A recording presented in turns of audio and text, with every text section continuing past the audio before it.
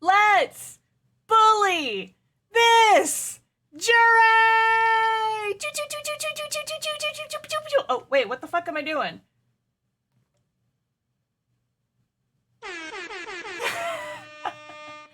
Let's fucking go! Hello, everyone. Welcome to Surprise Saturday stream. What the fuck is up? It's Saturday! I forgot to say hi to the chat yesterday, so I gotta remember to do that today. Duplighost, hello. Maru-chan 2, hello. Wandering Dreamer, hello. New Ghost 9, hello. Let's bully this fucking jury! Yeah! That's exactly what the Stream Deck is for. The Stream Deck has... I have 4 sound effect buttons. I've got like a little sub-menu that's for VTuber expression changes and also for sound effects. It's very handy. I'm gonna press all the buttons now.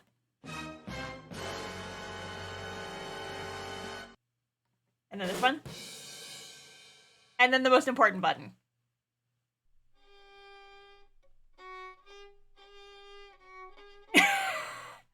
Okay, that's enough of that. Let's bully the jury! Woo!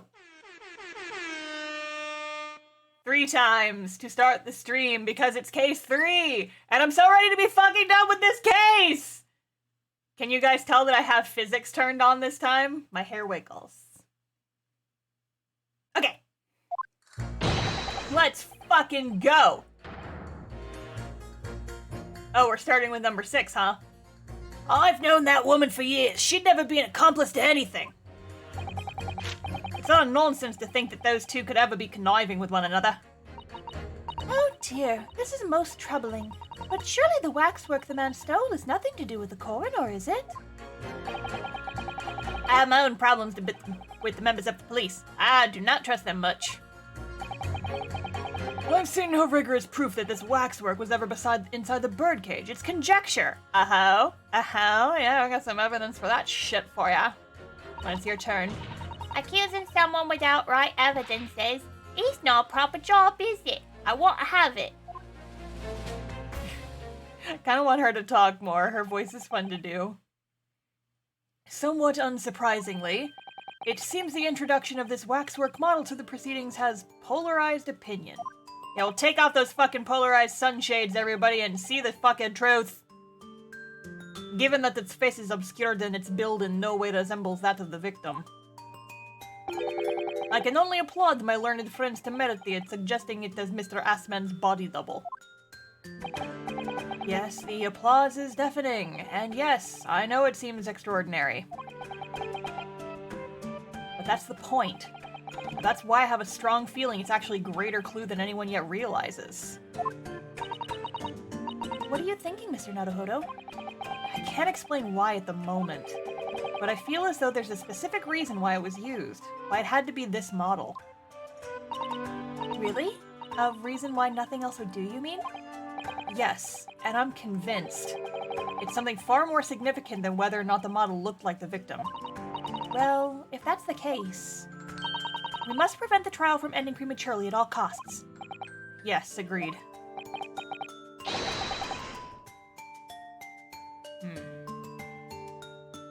I'm having thoughts. And usually when I have thoughts on these streams, they're right. So I feel like I should say it. I feel like the fact that this specific model was used was a deliberate choice by Robot What's-His-Fuck. Because didn't they say that, like, his whole story about the guy rising out of his grave was, like, discredited when the police went and checked and they said, hey, yeah, no, his body's still in the ground, so, that whole thing that kid came up with was shit. Maybe it wasn't meant to be a body double. Maybe it was supposed to just shock the audience in some way, and then What's-His-Fuck Robot Man could be like, see, what did I tell you? He did rise out of his grave. I don't know. I just feel like there's a connection there. I don't know what it is yet, But I feel like I'm with Ryunosuke on this one. There's definitely a reason why that specific one was chosen. I don't know why yet, but I got a feeling in my gut. Could find a way out of this. If you're ready, counsel, you may proceed with the summation examination. Yes, my lord.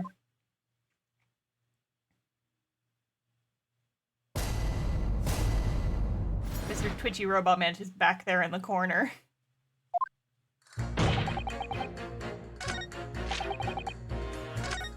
Okay. Hold it! I'm gonna press all of them at some point, but I want to talk to these punks first. What sort of problems? Let's just say we've run into each other on numerous occasions while I've been performing on the street. Right, I see. Obviously, artists such as myself cannot appear on stage as we work in close proximity to our audience. Now we perform our great magic in parks, on street corners, and the like. But the police use any excuse to make our lives difficult. Hello? Excuse me. Do you have something to say in response to that, Mr. Ottermole? Who are you calling a mass murderer? Sorry, my mistake. I got confused because I heard you look like him. I don't look anything like the man. You want to be locked up, Sonny? Thanks, Mr. Sholmes. Perhaps we could move on. I was really wondering if you had something you wanted to add in response to what juror number 3 just said. And clearly you do. Back in my day, back in the good old days, it wasn't like this. We had to walk uphill in the snow both ways to solve crimes. Oh, what was it like, sir? We worked our fingers to the bone during the public's trust, we did. And by Jove, we earned it. People respected us back then. Respected you? No one would have called a coroner into question in them days. Coroner's report was the hallmark of an investigation done right. Especially when Dr. Courtney Stevens put her name to it. She was the best of the best, and the apple of the force's eye. Hold on a minute. What are you talking about? Who's Courtney Stevens? Sorry. Got a bit carried away there. Stevens is Dr. Scythe's maiden name. Her maiden name? So that was before she was married. Of course, yes. Silly me. It's Scythe now, isn't it? Who's the Mr. Scythe? Stevens. I'm sure I've seen that name somewhere recently.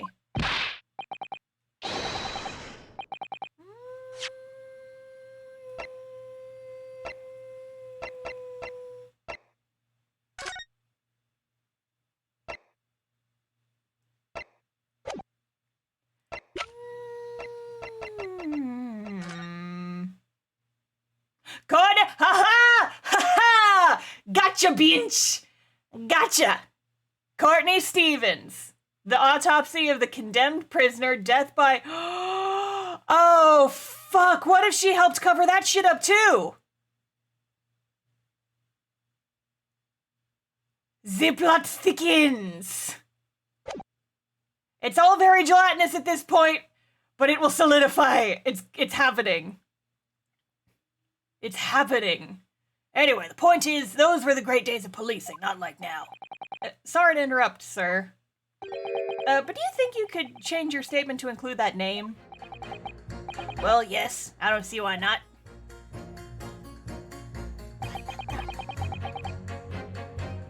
Legendary coroner even then. Hold it! Because she perhaps did an autopsy on what's-his-fuck McMurderman professor? She was legendary, was she? What'd you say? Yeah. That woman is still the best coroner in the land. Head of the forensics investigation team. Legendary was your description, sir, not mine. Rubbish. That word never passed my lips. I'd never describe anybody that way, ever. Not if they were still in the game.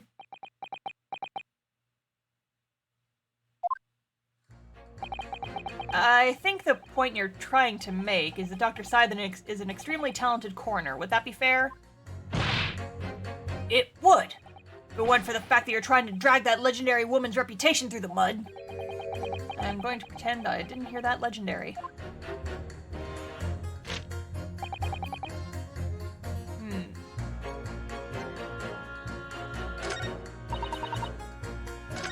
press everybody first, just to see if I can't unlock some extra shit.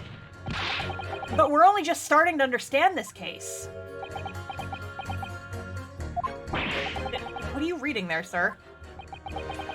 Man behind those metas on the Polar Pond Street was caught in 2 days flat. That's real policing for you. But that's really not relevant to this case, is it? Wrong there. Because it was Dr. Scythe in charge of examining the bodies. And it was evidence arising from her work that led to the arrest of the scoundrel responsible. Oh. That's right. Oh. That woman is at the forefront of this country's fight against crime. The idea that she's somehow involved in this murky business is a load of old tosh. I thought it was up to me to press the jurors, not the other way around.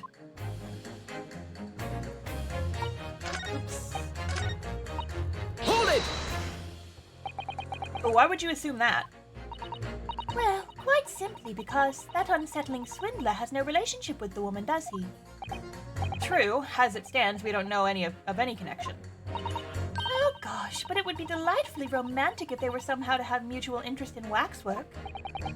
Romantic? A woman of society such as myself views everything in terms of relationships, you know.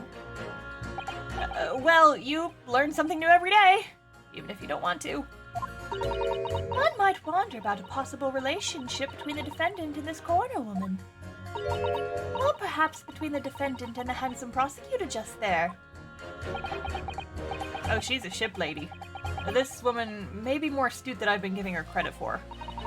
If that's the woman's stance, then perhaps demonstrating some connection between the waxwork and Dr. Scythe would be enough. Yes, I agree. As soon as we have a whiff of a connection, she'll be the first to know. Alright, well, we kind of already have a connection there, so let's try that shit. I'm gonna save first, though, because I'm low on health.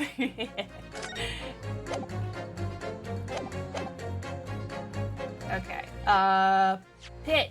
oh, nope.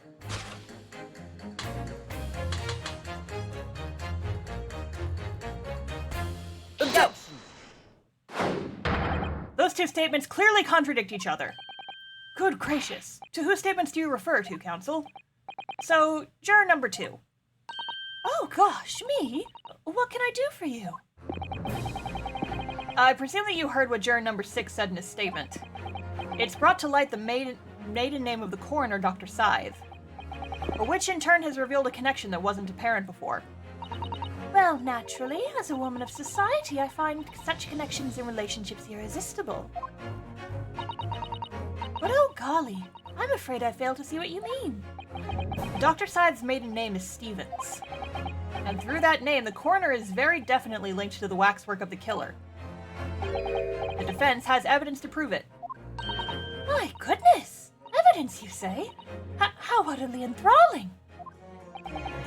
Counsel, the court cannot overlook that last remark. I very much hope there is substance to your claim. Of course, my lord. I would ask the court to look at this. The evidence that clearly links Dr. Scythe to the mass murder known as the Professor. Professor? Oh, God. Here we go. Take that! I have here a certain autopsy report from 10 years ago. A 10-year-old autopsy report? What relevance does that have? It is, of course, from the autopsy of the person portrayed in the waxwork, the killer known as the Professor. The Professor's... But the man was a capital offender, so... That's right.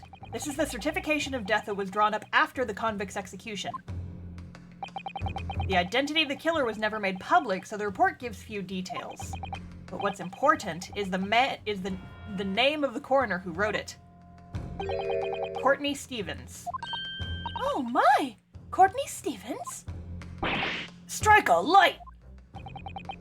It appears that the professor's autopsy was conducted by Dr. Scythe 10 years ago. And a few days ago, Mr. Drebber very deliberately stole the waxwork from the professor from Madame Tispel's.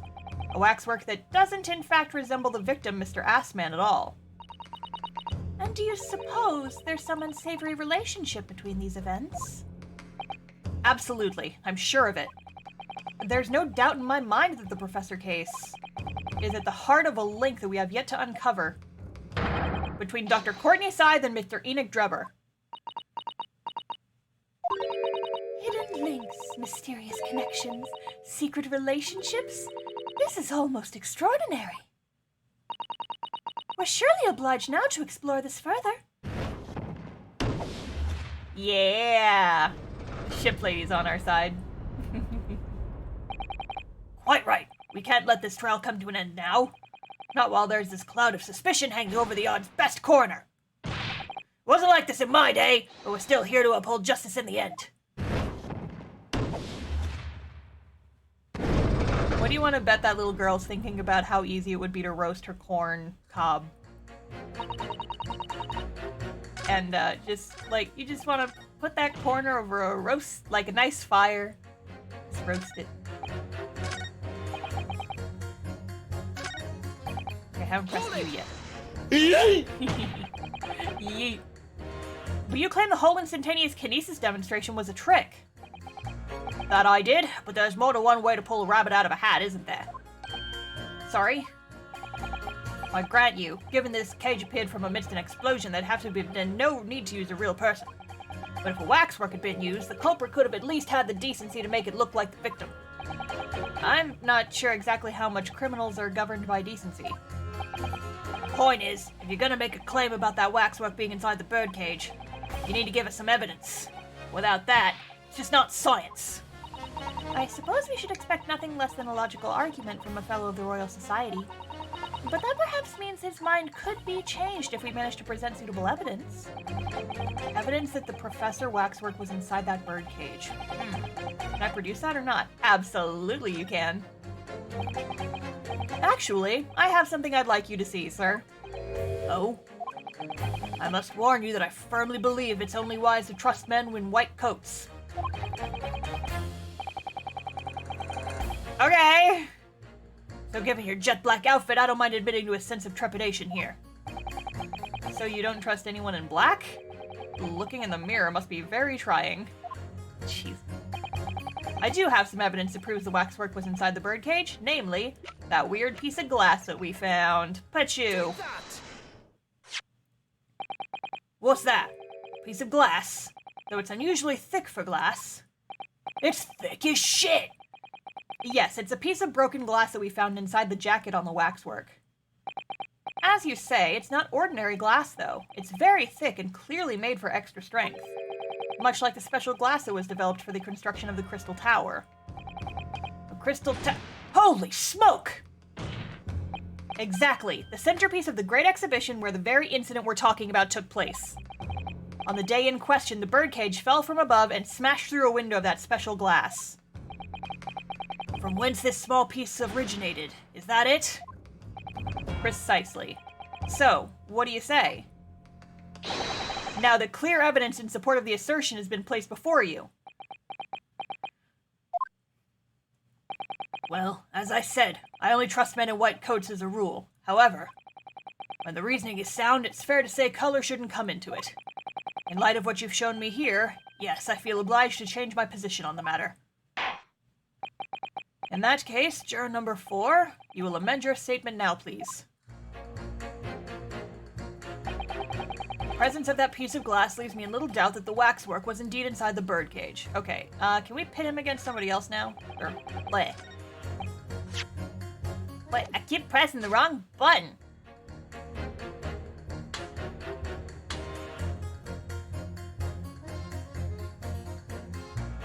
These two, maybe? I'm gonna press her first. Hold it! I want to talk to Corn Cob Girl. I've gotta ask, why have you brought that corn into court with you? Colonel Cobb, he's been growing back on the farm. Picked him off on my way to town. He's proper nibbler, he is. Yes, the nibbling seems to be taking quite a while. Maybe you could wait until after the trial?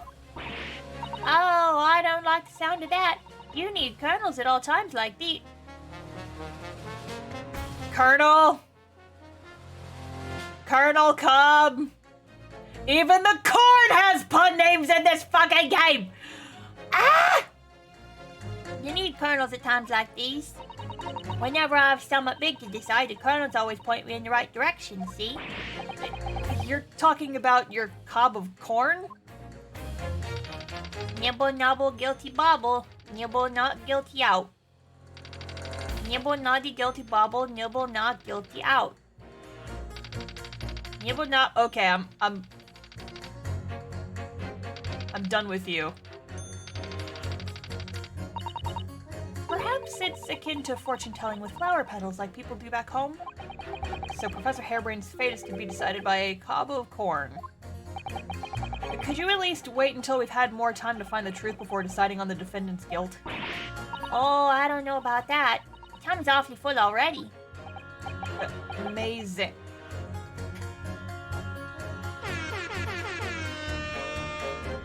Incredible. Thank you, Ryunosuke. I know it seems a little far-fetched to think that the waxwork model of the professor was in that birdcage. But on the other hand, it explains a lot. There really is a reason why that particular waxwork had to be used as Mr. Assman's double. We must do everything we can to make the jurors understand it. The truth is, I'm sure that the key to this, but the most puzzling part of it too. In that case, you should see what additional information you can glean whilst trying to change the jurors' minds. If you can read a book whilst eating a rice cracker, Mr. Naruhodo, I'm sure you can do this. Right. Yes. Japanese rice crackers are like super crunchy. They're like break your teeth crunchy sometimes. Okay, I'm gonna go ahead and save real fast, just in case. Just in case. Just in case. Just in case.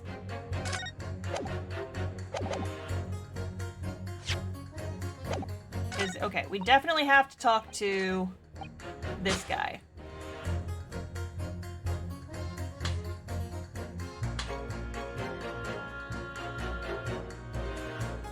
I mean, because he has evidence. Objection! So I feel like it may be these two. Those two statements clearly contradict each other. Good gracious. To whose statements do you refer, counsel? If you could put down your corn for a moment, juror number 5. Oh, you mean me? You've pointed out that it's wrong to make an accusation without evidence. But the accusation that the waxwork model was inside the second birdcage on the day in question is not without supporting evidence, as the defense demonstrated to the juror sitting beside you. Oh, is that right? Would it be fair to say you didn't follow the argument? I don't understand much besides Colonel Cobb, to be honest. Me too, Ryunosuke, me too. Of course you don't. If I could interject here, please do, sir. Now that this assertion of yours about the waxwork has been backed up by some solid evidence, it would be wrong of me as a man of science not to pursue the matter further. Ya boy! Get him. Well, me too then. Sorry? If this brainy gentleman says he's right, then he must be. See, I wouldn't dream of going against Colonel Cobb or anyone who's got stuff in between the ears. Just the fucking corn. Corn cob of justice! Success! If you can call it that. Thank you, counsel, that will do. As a result of the summation examination, the jury's overall leaning has changed. 2 jurors now call guilty, against 4 who call not guilty. Accordingly, the court has failed to reach a consensus at this time. And the trial must continue. We did it! Oh, well done, Mr. Naruhodo! Another wonderful victory! Yay, we did it! Celebratory sip of my water.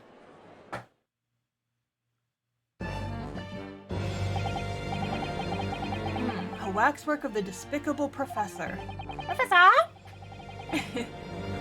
Used as a body double for the victim in this quite extraordinary case. I must say, it's extremely hard to believe the assertion could possibly be true.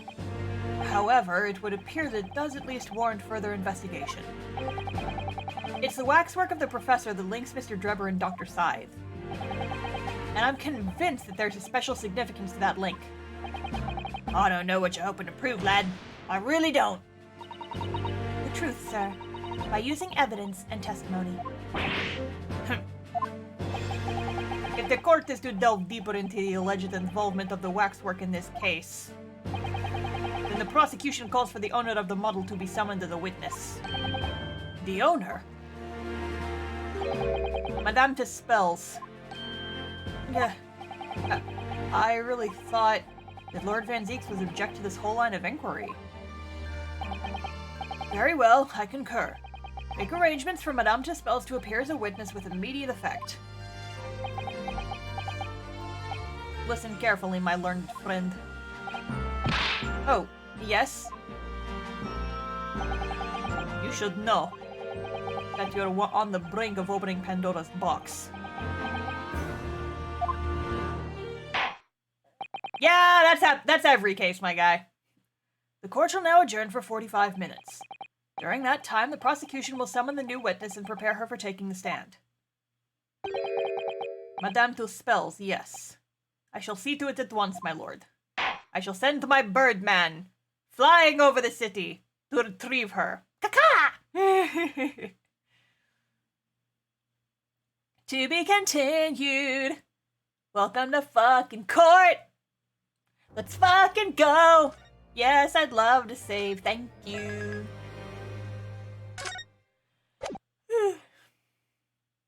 Let's fucking go. Hi, Sholmes. Ah, the knight errant himself. Oh, have you been watching from the gallery, Mr. Sholmes? I've been on the edge of my seat the entire time. Courtroom trials are fascinating affairs, as a spectator at least. I'm glad you've been enjoying yourself.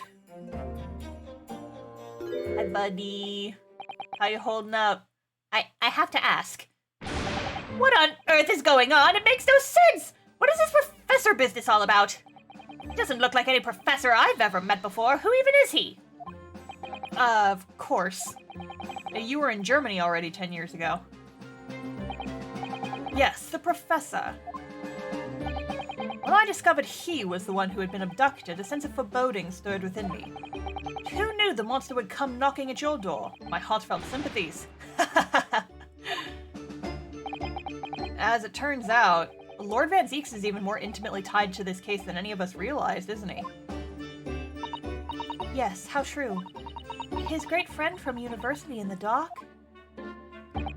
And now a waxwork of the killer who took his esteemed brother's life makes an appearance too. I imagine even the shrewd Mr. Reaper failed to foresee that kick in the teeth.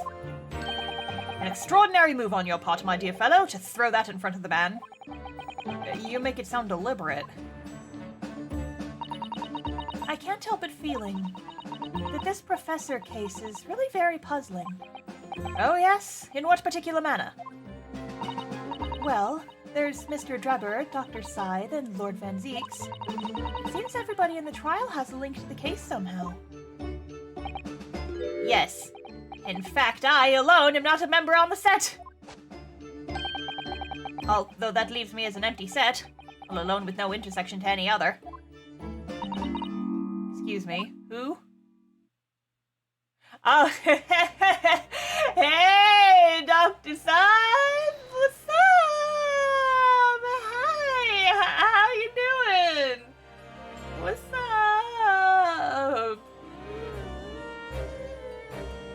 up? Dr. Scythe. Ah, Dr. Courtney Scythe, née Stevens. Good day to you. Hello, Sholmes. That was very shrewd of you.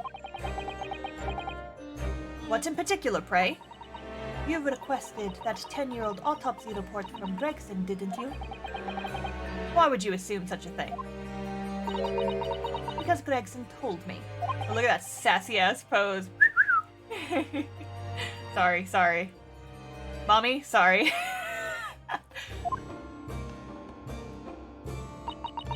To think it's been 10 years. 10 years in the laboratory wielding my scalpel. I smell of nothing but corpses and disinfectant. The policeman on the jury had a lot to say about you as it happens, Dr. Scythe. Hey! As it happens, Dr. Scythe. And I've accused you of being complicit in what happened. I'm hoping that you'll take the stand and tell the truth about what really happened. That certainly won't be possible. Lord Van Zeeks won't be summoning me as a witness. Lord Strongheart has forbidden it. Lord Strongheart? The Pandora's box you were warned about is the Professor case. But please don't make the mistake of thinking you'll get any information about it out of me. But attempting to hide from the truth, that's cowardice! I've always fought crime in the way that I see fit. I have no regrets. None at all. And that's all I came here to say. Yeah, fucking police immunity, shit. So, good day to you. Yeah, she's on the front cover of the game. I didn't think she'd be that easy to crack. Bruh. Right? She mentioned it too. This Pandora's box. Whatever does it all mean? There's really no cause for concern. I assure you, when the trial resumes, the meaning will become all too apparent, whether you'd like it to or not. Huh? Now then, I believe it's almost time. I must make my way back to the public gallery. The edge of my seat awaits. I paid for the whole seat, but I'll only need the edge. I think maybe you're enjoying yourself a little too much. Ah, yes, one word of warning before I go. If, in the course of the trial this afternoon, you perceive even a shadow of doubt about the truth, don't let it out of your sight. Pursue it like a dog with a bone. To the bitter end, you understand. Do not falter, whatever may come to pass. Words of wisdom from the frickin' guy who hides the truth from us constantly. Sholmes! Alright, I understand. Thank you. Good. I shall make myself scarce then. Purchased a bar of caramel earlier, so I shall be gnawing on that as you gnaw away the truth. Sholmes caramel? His special caramel that he uses to make fucking key imprints and shit. Did that warning from Mr. Sholmes really mean, I wonder? Especially the bit about whatever may come to pass. Sus AF.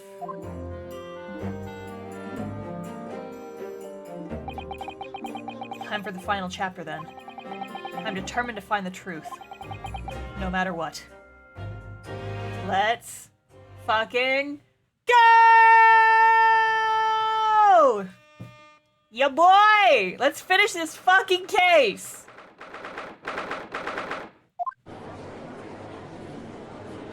I like how they just leave him sitting there in the middle of the courtroom.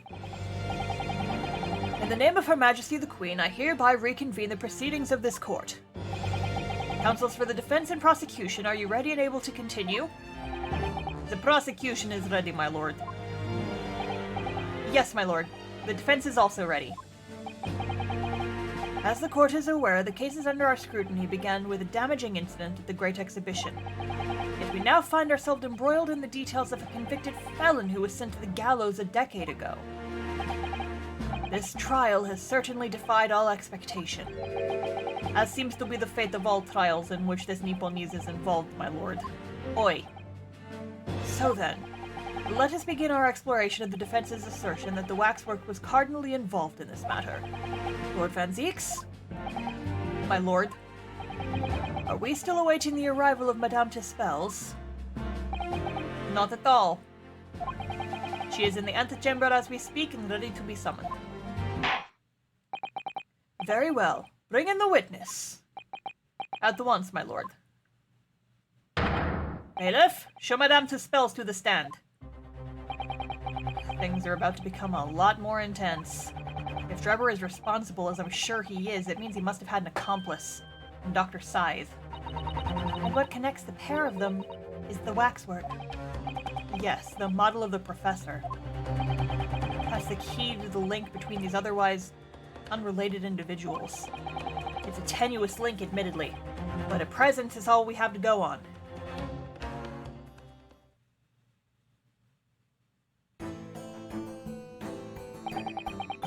Ma'am? Is that Sholmes? Ma'am? Okay. State your name and occupation for the court, please. My name is Madame Esmeralda Tispels. I'm a waxwork artisan. You got his hair right, that's for sure. And the proprietress of the Madame Tispels Museum of Waxwork. You will have to pardon me for working as I testify. My new exhibit must open very soon. Oh, so he finally gets a statue, does he? Now there are 2 of them in the world. Oh my, what expression is she carving onto that face?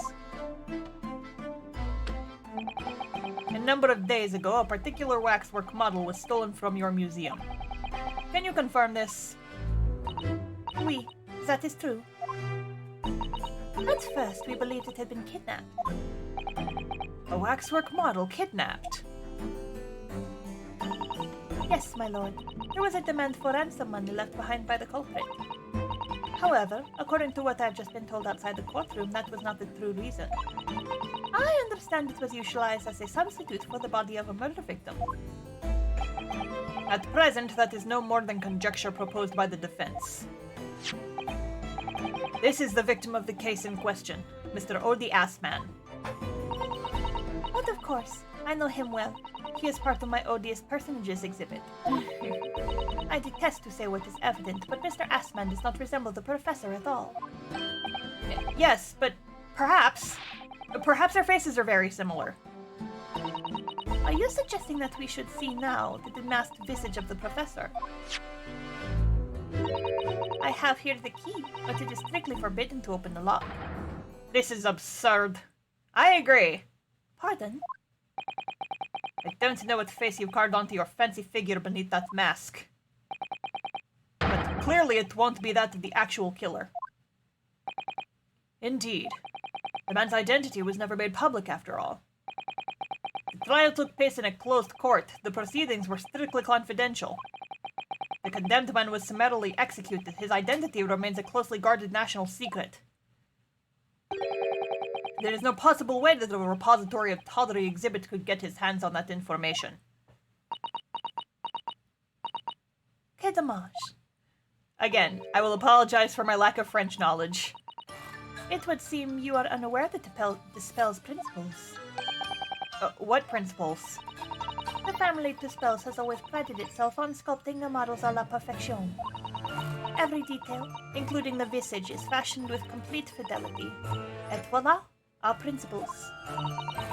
There is a well-known legend about the Dispel's waxwork from the time of the French Revolution. A member of the Dispel's family is said to have made a waxwork of the queen who was executed. Oui, that is true. It was a century ago now. I believe the queen's face was carved in the minutes following her death, actually at the guillotine site. You are correct. The model is on display still today at the House of Horrors. We Dispels will stop at nothing to obtain a faithful replica of our subjects. Dear me, a somewhat disturbing tenacity of purpose. It is the only way to obtain a truly lifelike representation of the subject. And it has been my family's secret for generations. Do you mean to say that beneath that mask? Oui, the true visage of the killer is there. This is ludicrous. It's out of the question! The professor spreads terror throughout Great Britain. As a result, the Madame Dispel special exhibit remains extremely popular even today. The killer, emerging from his own grave. It is a sight to behold. You should come. I think, Madame, it would be beneficial to hear your formal testimony on this matter. You will explain every detail of this macabre model, and your personal involvement in its creation. With pleasure.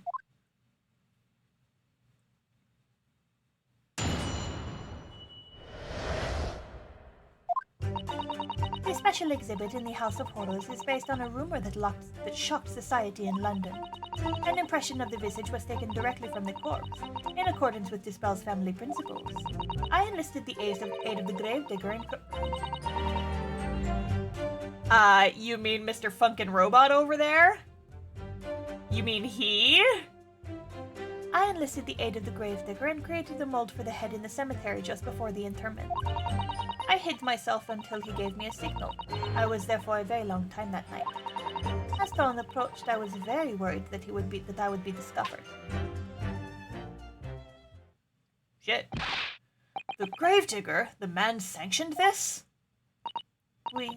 I will do all that is necessary to achieve the true resemblance my family is celebrated for. Nobody else knew. Only the gravedigger. What harm did it do, huh? So you truly saw it? The face of that monster? Naturally, I was aware at the time that his identity was a secret. But dispels would not be dispels if we did not insist on absolute fidelity to our sculptures. I don't believe this. I myself have seen the special exhibit at your museum, madame. A truly blood-curdling scene in which the murderer is emerging from his own grave. The scene it depicts was the subject of many rumors in London 10 years ago. I have here a newspaper from the time. The special exhibit was based upon the picture in this article. It was the most detailed account of what happened as was reported by eyewitnesses who saw it.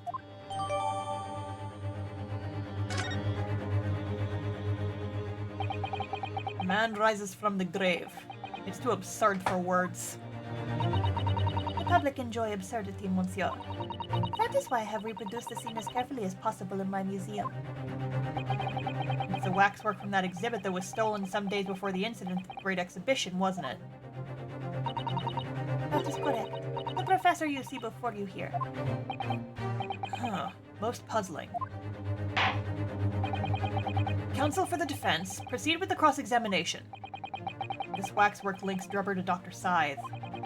There has to be some reason for that which hasn't come to light. But I'll find it. I'll get to the bottom of what really happened. I'll prove that Dr. Scythe and Drebber were in on this crime together.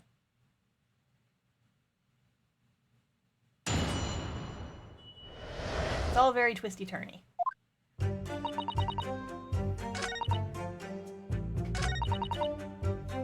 Hold it! Surely that's illegal, isn't it? It would seem the proprietress of this repository of novelties was blinded by monetary greed.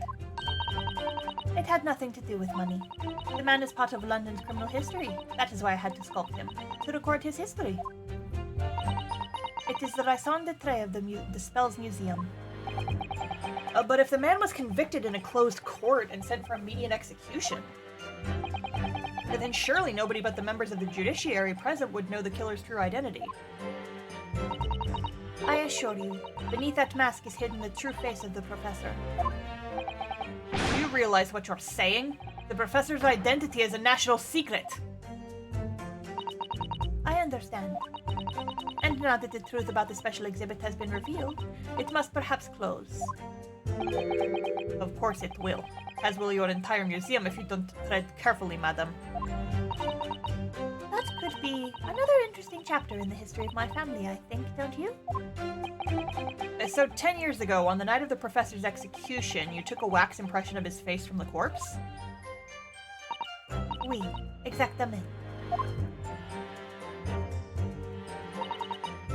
Oh hey, I got all my health back. Nice. Hold it! You were there longer than you expected to be? I had some difficulties in capturing the subject's form correctly. As I removed the mask, the mouth of the cadaver fell open and I had some problems with the chin. Dare I ask? The man had been dead for a short while already, you see. His muscles were relaxing and consequently his chin would not align itself correctly. Oh dear, what a horrible thought. Under normal circumstances, it would have been I would have an assistant with me. However, that night I was alone. And as a consequence, I missed my preferred window of time. What do you mean? When I take the impression of the visage of a cadaver, I always wait until 3 hours after death. Why 3 hours? Is that amount of time significant? It is because of Rigor Mortis. Rigor Mortis? It's the name given to a phenomenon that occurs in recently deceased bodies. As a rule, 3 hours post-death, the muscles in the body begin to stiffen.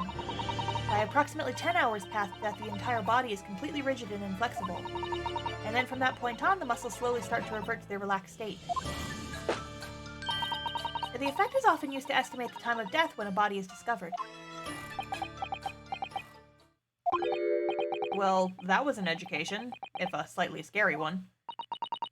As the Mademoiselle says, Rigor Mortis commences 3 hours after death, and it starts in the jaw. I see. So that's why you wait. Before that time, the mouth falls open, and it is very difficult to do my work. Ugh, it's getting hard for me to do my work with all this talk of corpses. Huh, I wonder about that information in the court just heard from Madame Tusfel's. Yeah, because it tells us an estimated time of death. He died less than 3 hours. The information about Rigor Mortis that you just shared with us, would you mind including it in your formal testimony? I believe it could be significant, you see. Of course, I do not mind at all. I can't help but feeling that after this latest topic, the atmosphere in the courtroom has become extremely grave.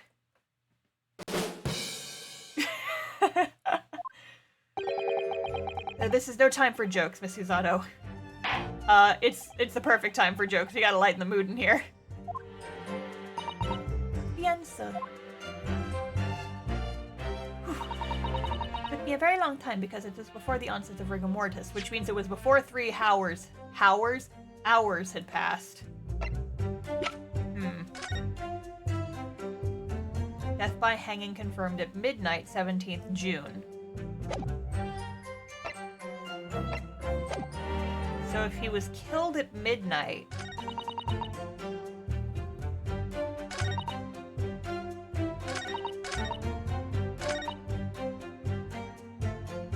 So, if he... Then he should have definitely been rigor mortis by then if he was supposed to be executed at midnight. But she's saying she was there at dawn, like near dawn, which would have been like at least 6 hours later. Alright, yeah, I know, I got it, I gotta get back into the testimony.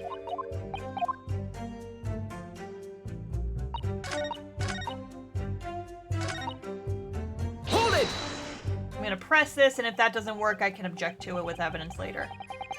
Was there a time given in the newspaper article? I don't think in the newspaper article we weren't, or, yeah, we were. Yeah, so it doesn't give a time.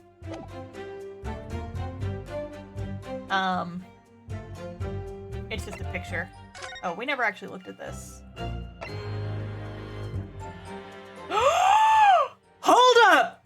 Assman's signature! Look at that! Okay, look at his signature.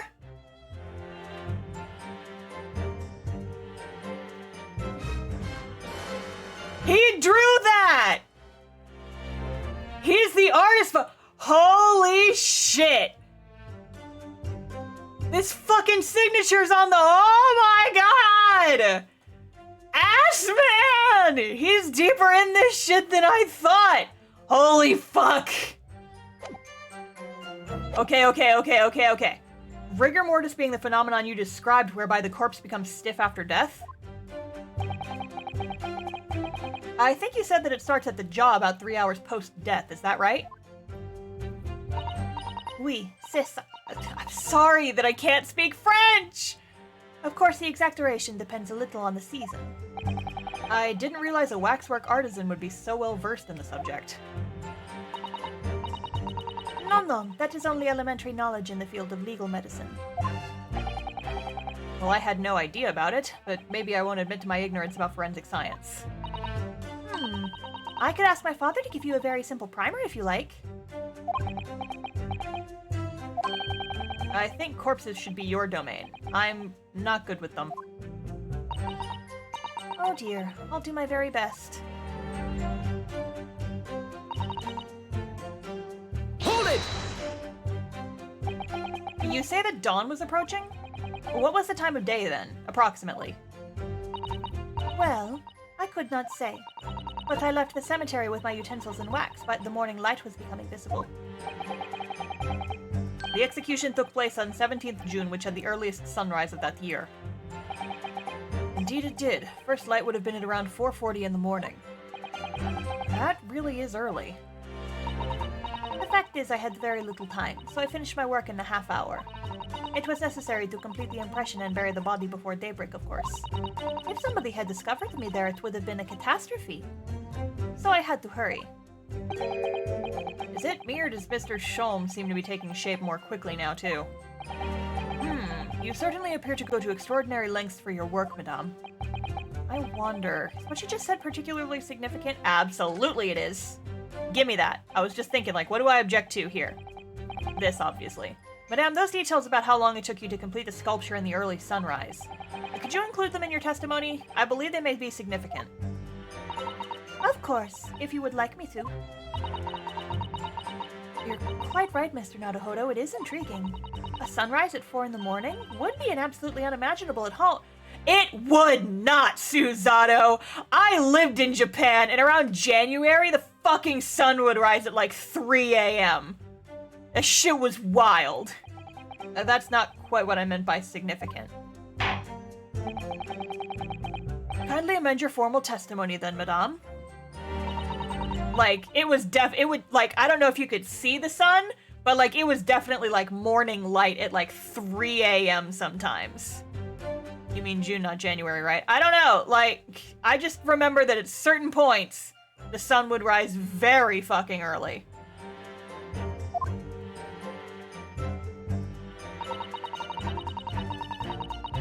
I hurried to finish my work in the half hour before sunrise, then I left as soon as the corpse was interred.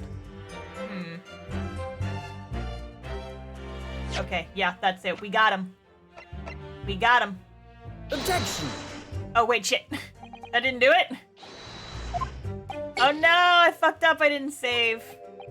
Heck. I hurried to finish my work in the half hour. Maybe I had to press it instead. Did you have reason to believe that you might be discovered once the sun came up or something? I had paid the gravedigger money to keep my little secret, of course. Hi, Alia! We're in the middle of some shit. But with the morning light, I knew that the warden from the prison would commence his patrol at the area. Couldn't you just have paid off the warden too, then? I had already paid the gravedigger, as I said. You cannot buy the silence of everyone, or the secret is no longer a secret, huh? The sunrise was at 4 a.m. that day, which must mean it would be around 4 when you began your sculpting work. Oui, that must be correct. That would mean that the gravedigger gave me the signal to... Blah, blah, blah, blah, blah, blah, blah, blah, blah, blah. That would be when the gravedigger gave me the signal to come out of hiding. So that's all I have to go on. What's your feeling, Mr. Naruhodo? For some reason, Dr. Scythe went along with Mr. Drebber's plan. Now, if that's really true, then the professor is the only thing we know of that links the pair of them. So I feel sure that waxwork must be a clue to this mystery somehow. In that case, Why did I almost give her the voice? In that case, we must use this cross-examination to uncover exactly what it means. Otherwise, the jurors are sure to revert their leanings and the trial will be over. I agree, but interestingly, uncovering what the professor has to do with all this means more to Lord Van Zeeks than anyone. That's the impression I'm getting anyway. Yes, as do I. After all, he has a profound connection to the professor as well. Alright, so it's not...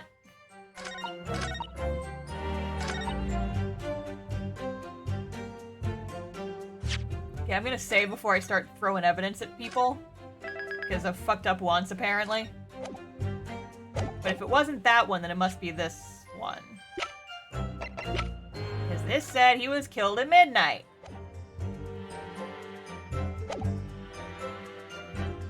Oh, it would help if I, actually presented the damn thing. Objection! Got him! Got him. Madame Tispels, I have here an autopsy report that was filed 10 years ago now. It confirms the death of the professor following his execution at the gallows. And is that the problem? I believe it is, because your testimony and a particular detail in the report completely contradict one another. Quoi? Are you going to explain yourself, my Nipponese friend? According to her testimony, Madame Tispels was creating her wax impression just before dawn. And at that time, Rigor Mortis had not yet set in. Am I correct so far, Madame? You are, yes. As I said, the stiffening of the jaw is the first sign of rigor mortis 2 to 3 hours after death. But the man's chin was limp, so he cannot have been dead for a long time. But on the other hand, if you look at Dr. Scythe's report, it quite clearly states the following. Death by hanging confirmed at midnight, 17th June.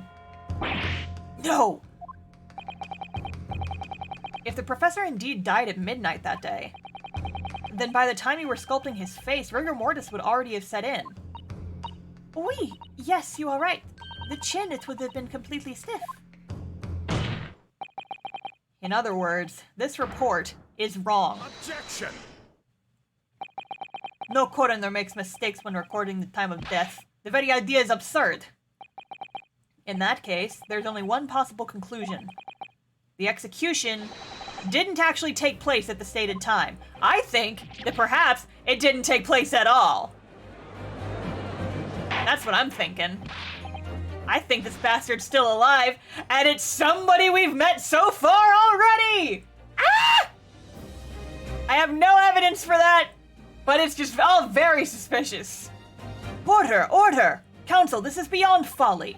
Not only do you indict the author of the report, Dr. Scythe, but you also implicate members of staff at Barclay Prison where the execution took place. By heck, extraordinary! Not in my day! My learned friend appears to have overlooked one very crucial fact. What fact? The professor died that night, without question. He did. Of course he did. Or was he just put into a fucking coma like everybody else who dies in this game, supposedly? Yes, the professor died that night. But what if he didn't die at the gallows? He didn't die at... Are you insane? What exactly are you suggesting did happen in that case? It's almost impossible to believe, but it would explain the link between Dr. Scythe, the professor, and that one other person of interest.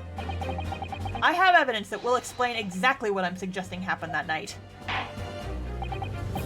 Counsel, present the evidence at once. The evidence that allegedly explains what really happened on the night of the professor's execution. I mean, I guess the newspaper, because that shows, like...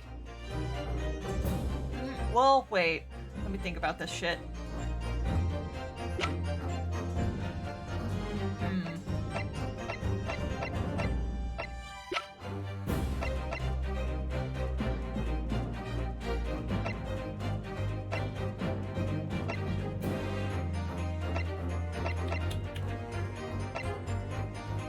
It can't be that because we just used that. Let me just casually save really quick. Casually save. Because, I mean, okay. If he didn't die at the gallows, maybe he was just fucking KO'd. When they buried him? And then he rose up out of the grave and then they showed him again. I don't know. I'm going with my gut on this one. What happened that night is... Okay, good, my gut was right. What happened that night is written very plainly in this newspaper article. Executed criminal returns in the dead of night at local cemetery. You're suggesting it was a corpse coming back from the dead now? Well, if this article is to be believed, yes. The professor, assumed dead following his execution, emerged from his grave and was killed again. Objection! Don't be a fool. That's simply a rumor published by the gutter press. Can you be certain of that? Are you serious? The point is, as the article says, there was a witness to what happened. My word, yes indeed. Maswa, sorry about my French! The young man who stole into the cemetery by chance that night. Objection! Of course there was a witness. The story didn't write itself, but obviously the man made it all up. And in any case, it was 10 years ago now. There would surely be no hope of finding... He's in this courtroom, dumbass! On the contrary, my lord, we all know this witness well. What? Are you suggesting, counsel, that you've identified the person in question? Do you know who claims to have seen these utterly incredible events take place? Yeah! Because we brought him to court with us today! In fact, you could say he's right here before my very eyes. You will substantiate your latest claim now then, counsel. Who is the alleged witness of this staggering scene from the cemetery 10 years ago? Edge Boy McFuck. Take that!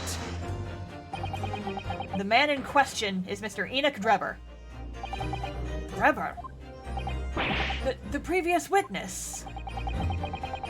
That's you all? Oh my god! He's an NPC for Margate. Special exhibit in the House of Horrors in Madame Tussauds Museum of Waxwork. Recreates that decade-old scene in great detail. A condemned criminal emerging from the grave. And beside the tomb, a young man with a lantern stumbling upon the terrifying sight. And that young man is a 10-year younger Mr. Enoch Drebber.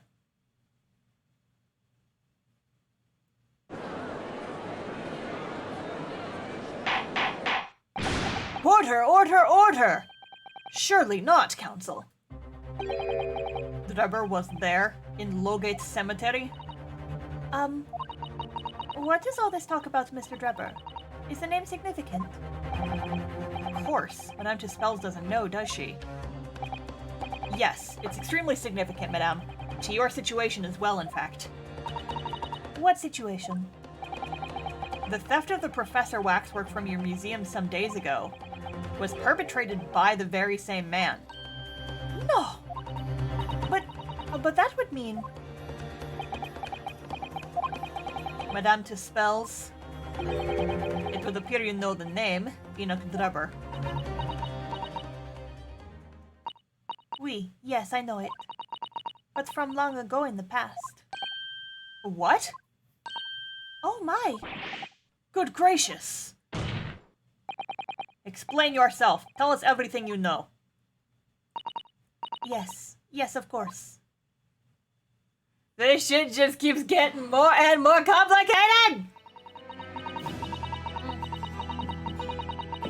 The story of the young man and the terrible sight he witnessed in the cemetery 10 years ago was published in every single newspaper in London and throughout Great Britain.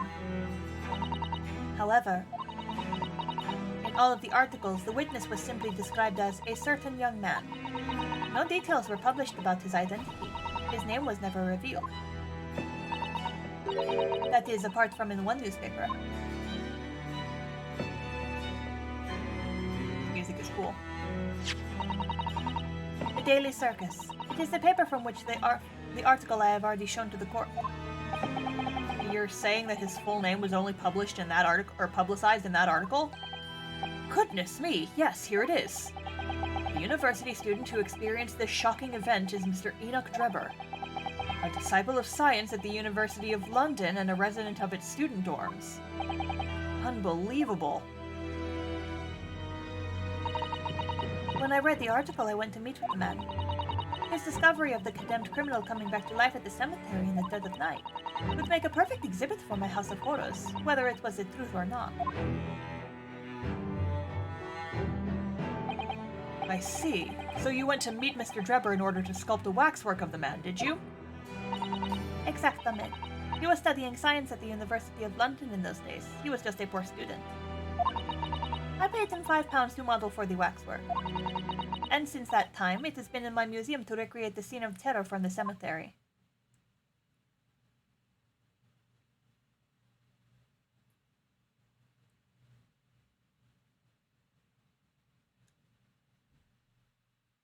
So if he was a student of science,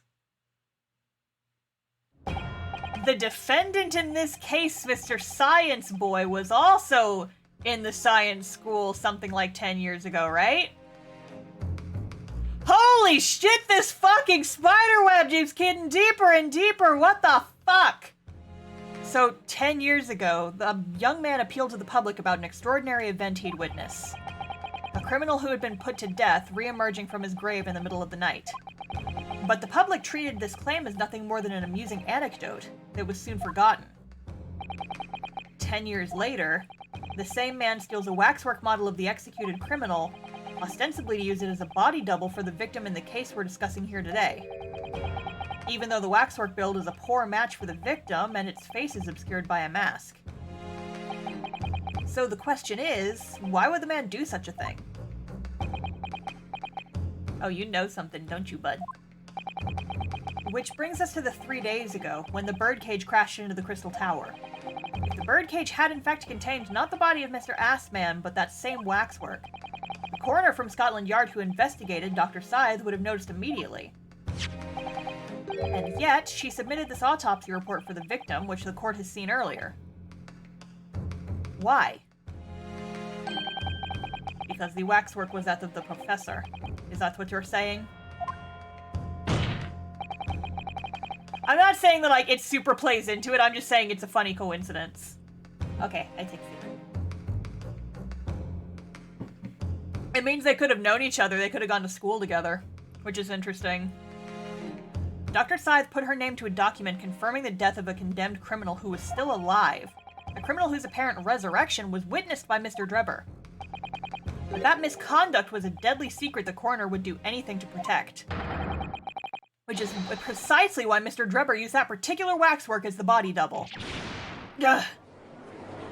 Full stretch break. Everybody stretch. Stretch break. Yeah. Yeah. Okay. My lord, this court must summon Dr. Scythe to the stand. The defense is determined to find out exactly how the coroner and Mr. Drebber are connected. But according to the missive I received this morning through the prosecutor's office, Dr. Scythe is unable to participate in these proceedings. Is that not the case? She told us so herself, didn't she? Lord Van Zieks won't be summoning me as a witness.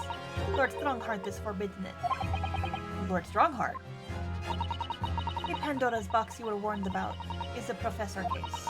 But please don't make the mistake of thinking you'll get any information about it out of me.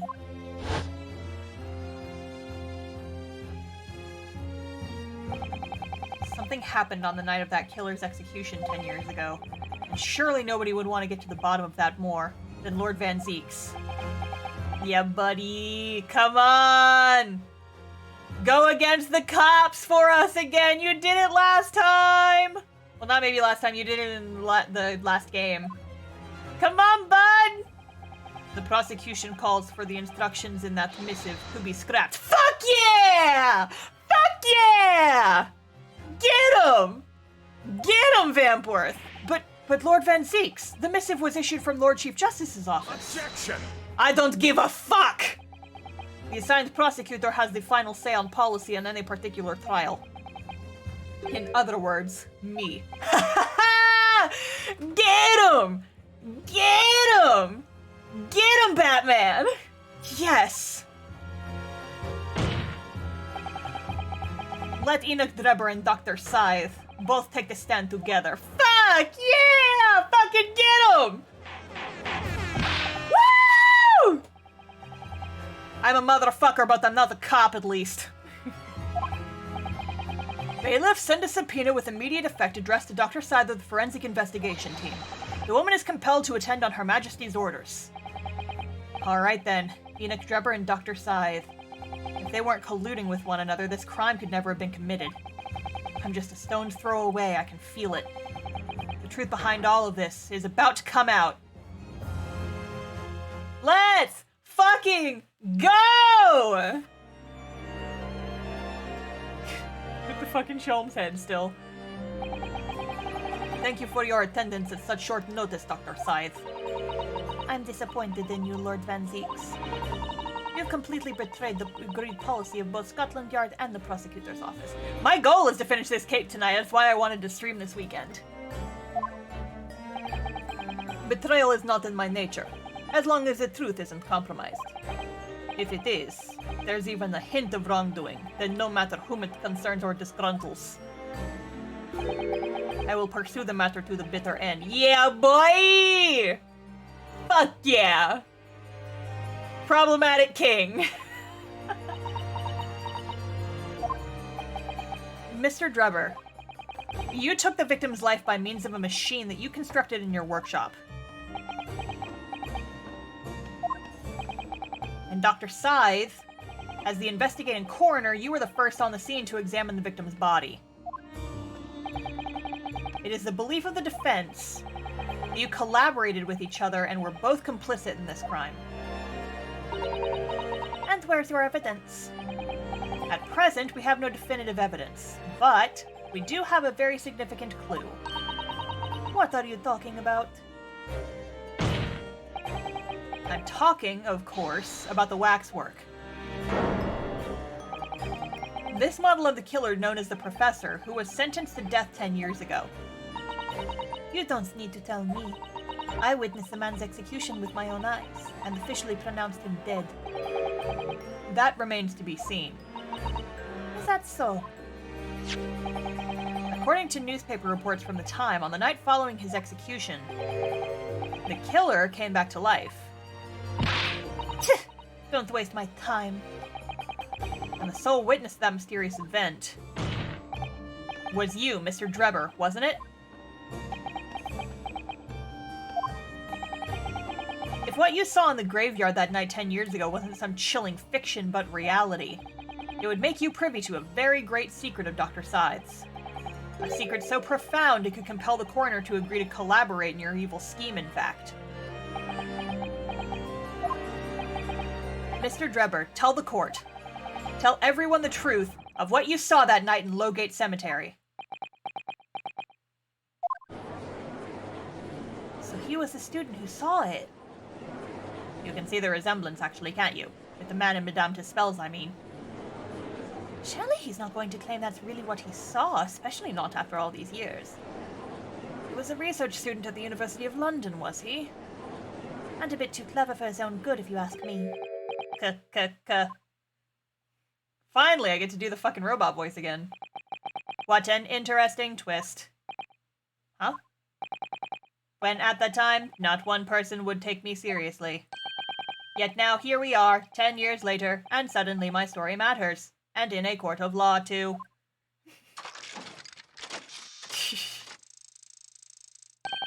Very well, then. If everyone so wishes. Let's be frank. I'll tell you the truth of what happened that night, for what it's worth.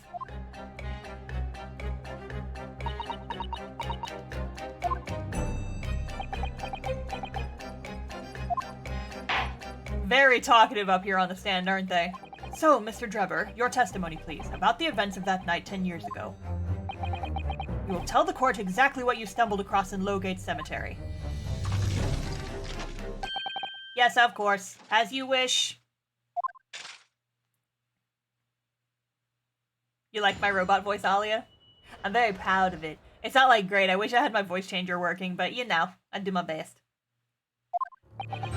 The reason I was in Lowgate Cemetery at all 10 years ago was for a spot of moonlighting, shall we say. Yes, the illustration in that newspaper article was based on what I witnessed that night. But thinking back now, I realized that I never actually saw the professor. Soon afterwards, I was visited by a young woman who sculpted a model of me from wax. Then I gave up on my dream of becoming a scientist, and it was all because of that newspaper article. You need to find a Warforged NPC, I know, right? Wait a minute, you're claiming you didn't actually see the professor now? Of course, you'd have to have a screw loose if you believed a corpse could come back from the dead. But, so you're saying this article is not worth the paper it's printed on? I think that would describe it perfectly, yes. If the details in the articles aren't true, it nullifies your argument for why Mr. Drebber and Dr. Scythe would have been working together. So he's discrediting himself to cripple my argument? Tell me, witness. You claim to have been in the cemetery on some auxiliary business. Can you elaborate? That's right. Grave robbing, to be precise. As you know, Lowgate Cemetery is at the rear of Barclay Prison. So among students at the university, it had a reputation for being haunted by the ghosts of condemned convicts. Grave robbing, you say? Yes, exhuming fresh corpses to sell is reasonably lucrative.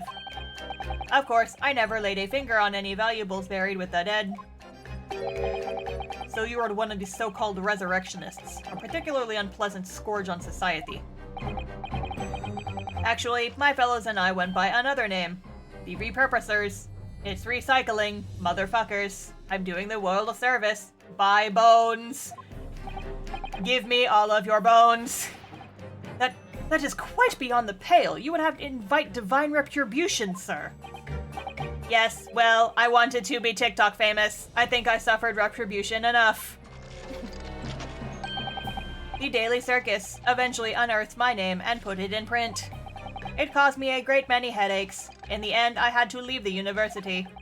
That was the only paper with the bad grace to identify me unambiguously, I might add. I see. Kill a man, take his bones, sell them on the internet for money. Out of interest, who drew the illustration for this article? Ah yes, that was the reporter who exposed me. He sketched that right in front of me as I described the scene. Tumblr call-out post for me says that I steal bones. I do not steal bones, I use them for science. Obviously, as time ticked on, I bitterly regretted what I'd done. Claiming to have seen something I never truly saw. Foolish, very foolish. Well, counsel for the defense, you may proceed to the cross-examination now. At once, my lord.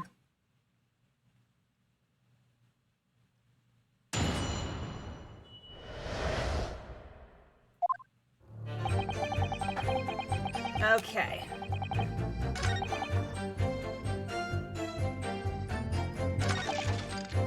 Hold it! What are you talking about? I think I explained already, didn't I? Lowgate Cemetery is at the rear of Barclay Prison, so it was renowned among us students at the university for being haunted by the ghosts of condemned convicts. For some absurd reason, I was scared of the graveyard at night, and as a result, only too willing to believe that nonsense about the dead coming back to life. But you said you actually saw it. I said what I'd seen in my mind's eye. After all, resurrection is impossible, isn't it? You'd have to be unhinged to think otherwise. Unless, of course, you have some evidence that proves I encountered the professor that night. I don't know. Is there any material evidence that could show he really did see the professor? If we have anything at all, Mr. Naruhodo. I know. I need to present it against that irritatingly backtracking statement of his. I mean, we have the camera. What do we have here?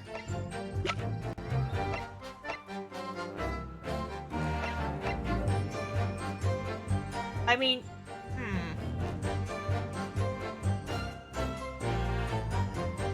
I mean, we have no proof that this camera was the actual one at the scene, though, because it was in the freaking wax museum. I don't think we have it just yet. I think we have to press some more stuff first.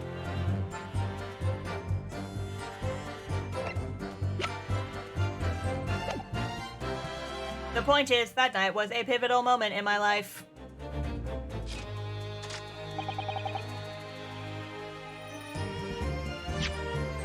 Well, wait.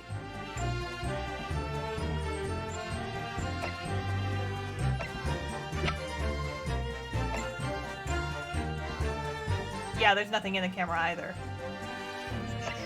Can we actually examine this? Haha, nice.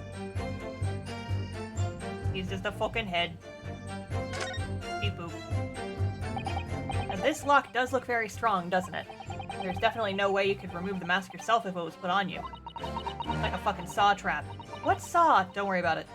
What a terrible way to treat someone, even a convicted criminal.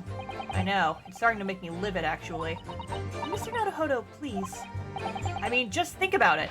Imagine if you had an itch on your cheek all of a sudden. You'd be utterly helpless. Well, yes, that's true.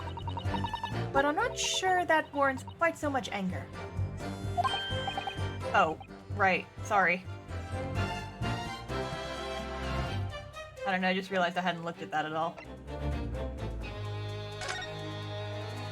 Look at his fucking trophy. Is there blood on it? No.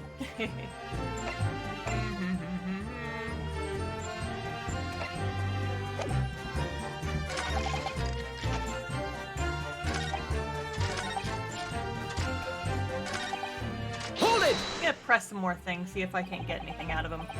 That young woman being Madame Tuspel's, of course. Precisely. I must say, I didn't expect to run into her again like this 10 years later. As I have explained, I went by the name published in the article, and Homsai found the man. Yes, the article in the Daily Circus, I think you said. I was a poor student with barely a penny to my name at the time. And the young lady put 5 pounds in front of me. So you readily consented to having a waxwork of yourself made and gave permission for it to be put on display. I did. I should sell what little I had to sell, I concluded. Oui, I remember now. I purchased something else from you that day, ne sais pas? Oh! His fucking camera! There we fucking go! There's the link! Did you? I can't say I remember. Oh, what was it, madame? His camera. Ah. Oh yes, I made a point of taking it with me whenever I made an excursion into any cemetery. You took a camera with you, sir? To what end? To record the details of the bodies I disinterred. But I had no intention of ever visiting a graveyard again after that night, so I sold it. Yeah, the camera with the fucking blood on it! There's the fucking link, because I was literally just saying, well, we don't know if that was the one that he actually used, but now it is. Now it very much is the exact same camera. But I still have it, monsieur. It is part of the special exhibit in my House of Horrors. I am very much meticulous about such details. It is a Tuspel's way. It would seem, then, that this is the very camera Mr. Drebber took with him to Lowgate Cemetery on the night in question. Yes, interesting.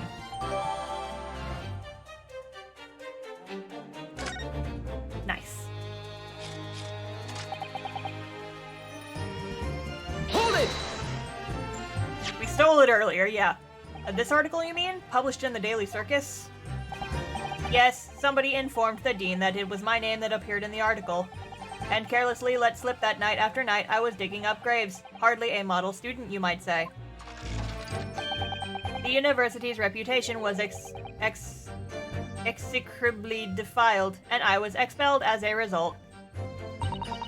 Mon Dieu, I had no idea. Having been run out of university, you found employment in a somewhat specialist trade.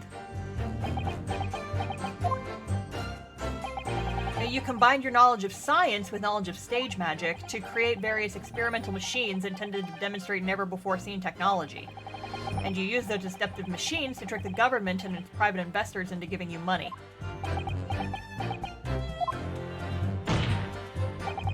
Professor Albert Harebrain was just your latest victim, wasn't he? Whatever are you talking about? I have no recollection of doing anything of the sort.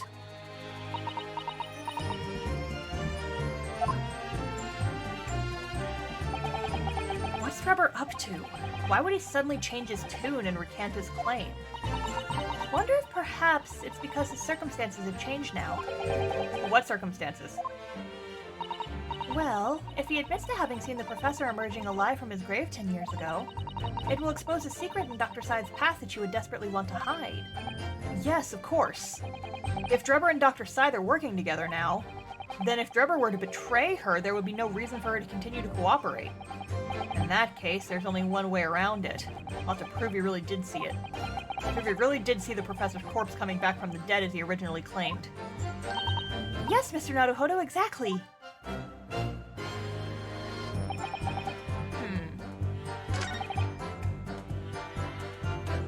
Did I press this one already? Hold it!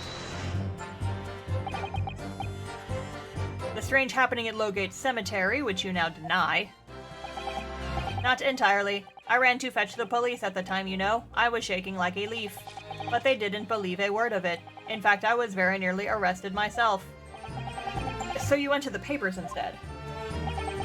I started big with the London News, but unsurprisingly, they didn't want to know either.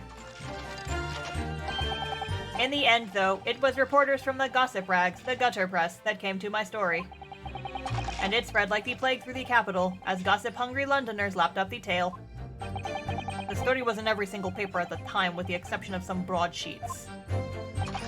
And yet, only 2 or 3 of them actually interviewed me personally.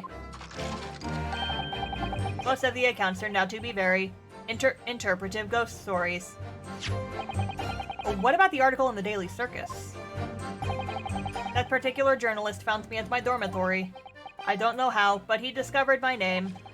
So I recounted to him exactly what had happened that night. And from your description, he drew this illustration. Precisely. That's how I learned that the condemned man was the infamous professor. Because the reporter told me so. I had no idea myself, you see. Newspaper reporters are wont to snoop around in matters that don't concern them. So the scene portrayed in the illustration is accurate, then? Well... realize I never actually saw the professor at all. I'm not sure if, like... because we have that camera. There's blood on it.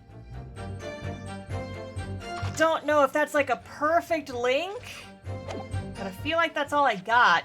So I'm gonna try it. I'm gonna try it.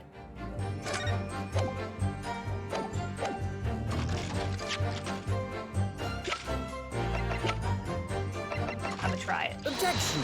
Nope, didn't think so. Didn't think so. I tried, and I failed. Anyway.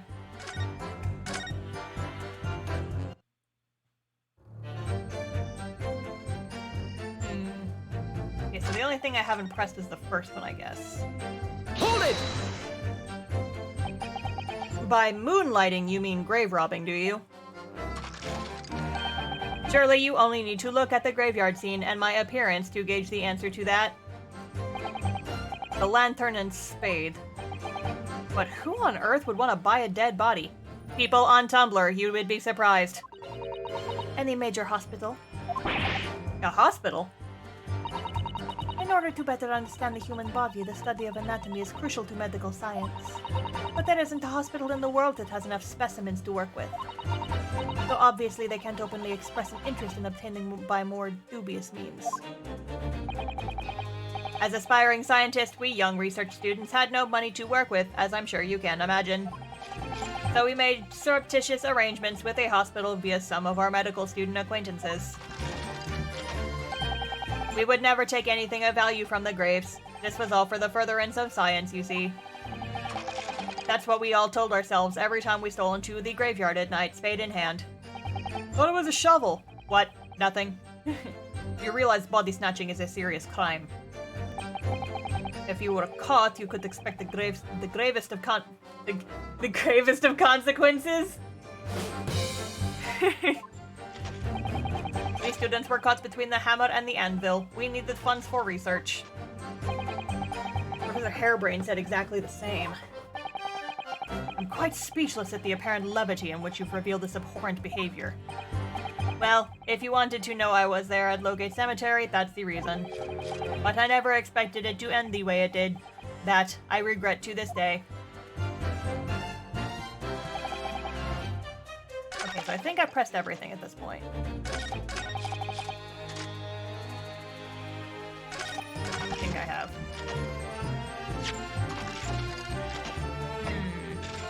We have to prove that he did see the professor. It's not the camera. You tried the camera, it's not the camera.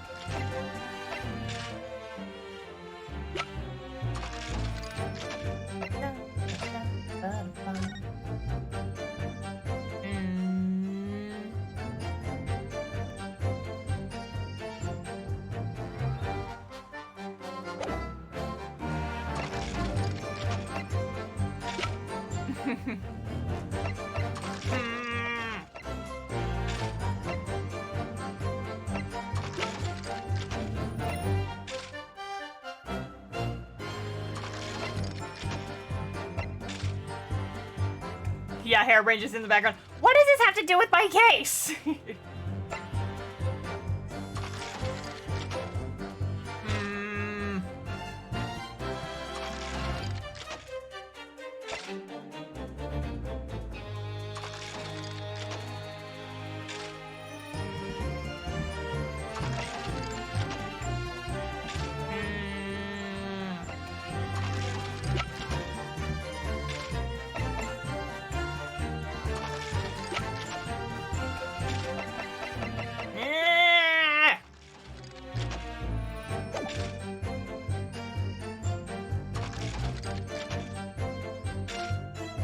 Stop wiggling! Your sound effects are distracting me.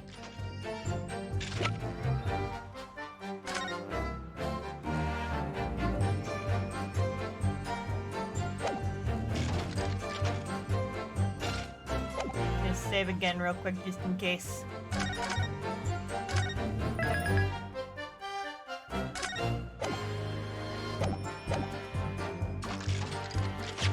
Just in case. I'm not sure if this is right, but I'm gonna go with it. Objection. Yay, the music stops. Yay. Sorry, Mr. Drebber, but I don't believe that. Don't believe what? Your latest claim. You did see the professor on that night 10 years ago. Oh dear, we seem to be at odds. But I was there, and you were not. I know what I didn't see. The illustration with this article was drawn based upon what you told the journalist that you witnessed. Figure emerging from a tomb, wearing an iron mask. Huh? Yes, when the killer was tried 10 years ago, it was decided in the closed court's ruling that the man would wear the mask to hide his identity. Wait, why are we just finding this out now? Then how did she make the wax model? It wasn't to be removed even during his execution and subsequent burial. Not even the prison wardens were to see the man's face. But obviously the provision of this mask was not public knowledge. So, Mr. Drebber, as you just heard...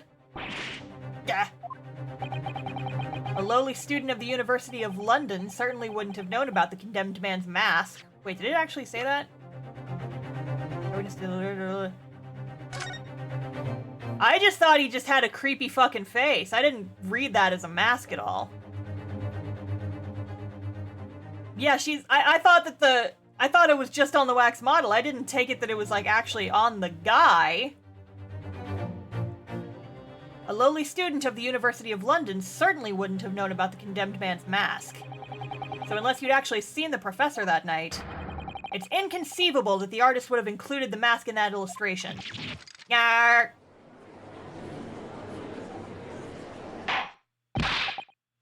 Order! Order!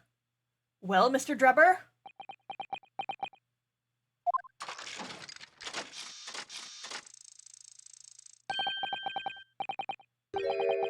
It's a vile scene, isn't it? If you look closely. And as I've already been at pains to point out, I was utterly petrified. Which is why I had it in my head that I'd seen such a blood-curdling sight.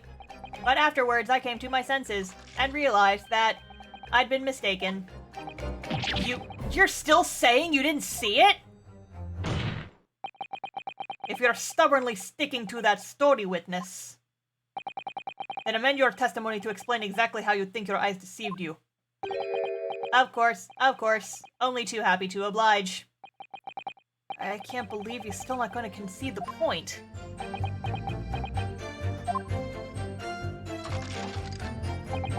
What I in fact witnessed was a fellow grave robber at work. Hold it! A fellow grave robber? What are you talking about? Well, I wasn't the only one busy in the cemetery that night, you know. Other body snatchers were at work. Of course, when I saw one emerging from the hole he'd dug, my heart very nearly stopped. So that's the terrifying sight I actually saw, you see. They're claiming it was just another student on equally insalubrious business as yourself. Many of the medical students would wear metal masks to protect themselves from bacteria during dissections. Clearly, the fellow was using such a mask to protect his anonymity. Wouldn't you say? Objection. But there's more to the story, isn't there? The article goes on to say, and the next second a gunshot rang out suddenly from behind. The bullet pierced the resurrected man's chest, who breathed then stilled once more. I really wish we could read that fucking article! Because apparently there's important shit in it, and all we get is a freaking screen cap that we can't actually read. Yes, there's a mad sheep rampage. Yeah, I want to read about that. Can't fucking read this shit! Give me a transcript! We might assume that the sexton discovered the miscreants at work, perhaps, and fired upon one of them. If a gravedigger had shot someone in the cemetery, I think it might have been rather big news, my lord. Ah, yes, well. I can only assume it was an embellishment bolted on later by the reporter. Excuse me. Madame Tispels. Don't take it out on Mr. Sholmes. Oh la la, pardon. I was lost in my thoughts. Would it be fair to say that Mr. Drebber's last remark was significant to you in some way? I thought it was a little strange, that is all. How Monsieur Drebber could claim this now? If you don't mind me saying, Madame, what are you talking about? Well, when I met you 10 years ago at your university dormitory, you recounted to me about your adventures in the cemetery, no? Including the gunshot.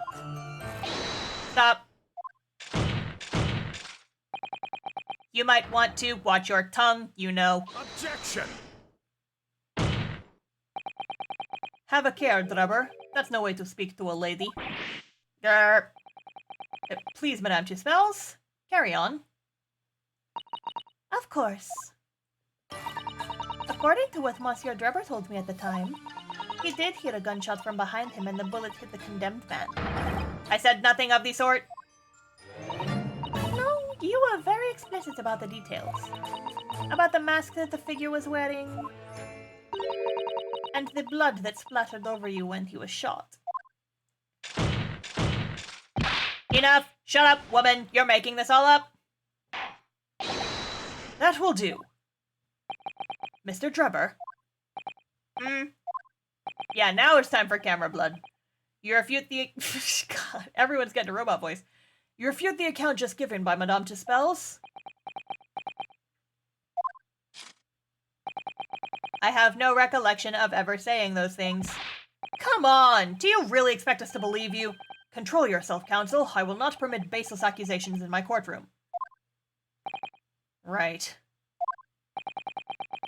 Under the circumstances, I think it best that you supplement your testimony with a statement to clarify your position on this witness. Very well. I did not kill the man, I did not. There was no gunshot from behind me at all, nor any splattering blood. Gotcha, Beanch! No splattering blood, you say, huh? Mr. Drebber, do you remember this camera? Oh, hi, Mark. But that is the camera from that fateful night. Yes, we borrowed it from the House of Horrors.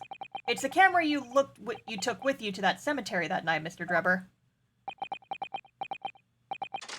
And is that supposed to be significant? This kind of camera is rarely seen in our homeland, so my colleague and I were keen to examine it closely. We noticed that the lens extends forward on the end of some bellows. Like this. Hold it! Ooh, that's spicy. What's that? There, just on the bellows. It looks like a dark red stain. Ah, it's ketchup! That's wrong. It's not ketchup. It's a rather conspicuous mark here on the bellows, in fact. Good lord, are you suggesting? Yes, my lord. It would appear to be a splatter of Worcestershire sauce. Of blood. Something that could be confirmed with a simple chemical test. Isn't that right, Dr. Scythe? It would be difficult to determine if it was human blood and not the blood of some animal. But yes, to test whether or not it is blood at all is simple enough. Worcestershire sauce. I propose that Madame Tispel's testimony was correct, and that on the night in question 10 years ago, you were splattered with blood from the gunshot wound. Well, and that furthermore, you really did witness the condemned professor emerging from his tomb. Grr. Yeah.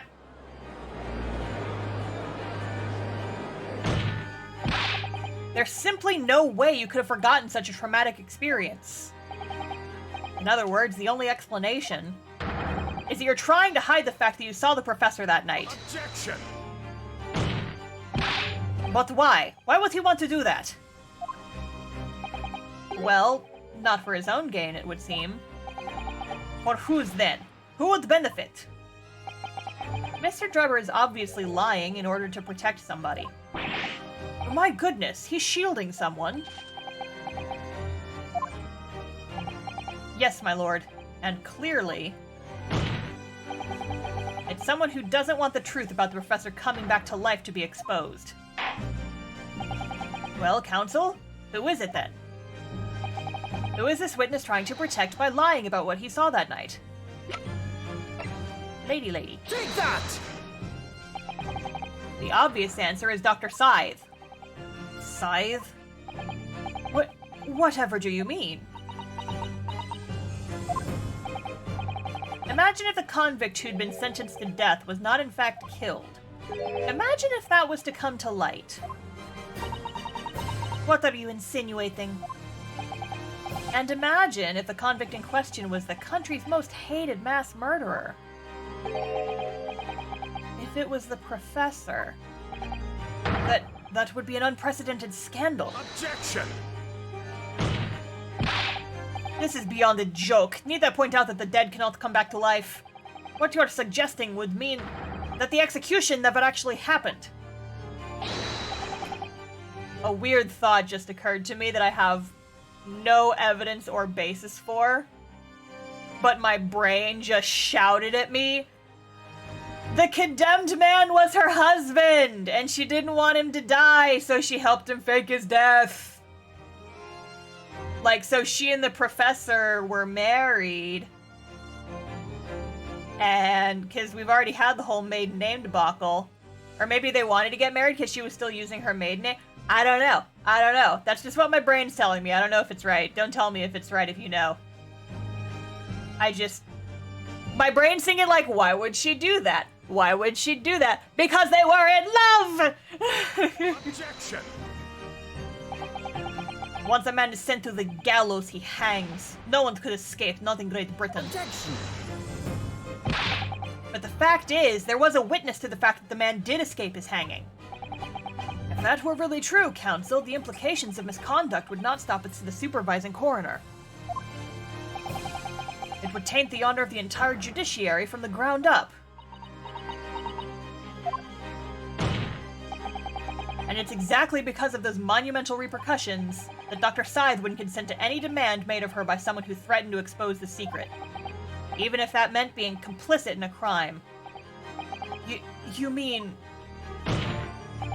I mean that Dr. Scythe wasn't collaborating in Mr. Drebber's wicked scheme. She was coerced into collaborating in order to protect her decade-old secret. She switched the dead body of Mr. Assman with the waxwork model and fabricated the autopsy report. Gah! Ah, show feet! Lord Van Zeeks, get your feet off the table. You don't tell me what to do, peasant. Pray forgive my freshly filled hallowed chalice and a whole raft of other discourtesies now. Goodness me. It's just the sort of tall tale Londoners would enjoy, I grant you. An executed killer rising from the dead, a Scotland Yard cover-up. A conspiracy at the highest levels. So let me ask you one thing. What's that? If the condemned man really did emerge from his tomb that night only to be shot in the chest, who pulled the trigger? And disposed of him forever? Well, I have no idea at the moment. We have too little information to work that out at present, I think. I couldn't agree more. The Old Bailey is no place for wild fantasies. And have you considered this, my learned Nipponese friend? Considered what? Do you realize just what a dangerous endeavor it would be to coerce this woman into such criminal activity? Have you seen her? She's fucking crazy. It's tantamount to declaring war on the entire British police force and judiciary. Can't fucking talk today. Quite. Hard to imagine any sum of money being offered for research could warrant it. To rely on some stage deception when so much is at stake would be madness. Well, I suppose. And this was no petty crime either. The victim was murdered. A man who'd already invested money into the venture and would be instrumental in future profits, too. Yes, I had no reason to kill Mr. Assman at all. Or are you forgetting that his death results in me not receiving a single penny? No, we've already unlocked another motive for you, dude. This goes deeper. He ruined your future, and so you killed him to get revenge. The court is already aware of the contract between myself and the victim, no? There is a contract, that's very true. The motive for this case runs deep, though. I can feel it. Using threats to force the head of the forensic science investigation team to cooperate is extreme. Especially for a government grant he had no guarantee of receiving in the first place. If the research grant was the aim, taking Mr. Assman's life would have made no sense anyway. Which means Mr. Drebber's motive wasn't money at all. It was revenge! He was just trying to kill Mr. Assman. But why? What was his motive then? It was revenge! Your time is up, my learned friend. I'd say you have one last chance before the jury lose their patience with this charade. Let's see if you can back up your heady proposal, shall we? How do you explain why this engineer would throw all the caution to the wind and threaten his own country? Revenge! At this point, I'm not prepared to listen to more of this outlandish conjecture without proof. So, counsel, present your evidence. Alright, who exactly was Mr. Assman to Drebber? There's a connection there that no one's seen yet. I've seen it! I've seen it! He was the reporter! Because he fucking signed the picture! And I'm going to have to present 2 pieces of evidence to show what it is.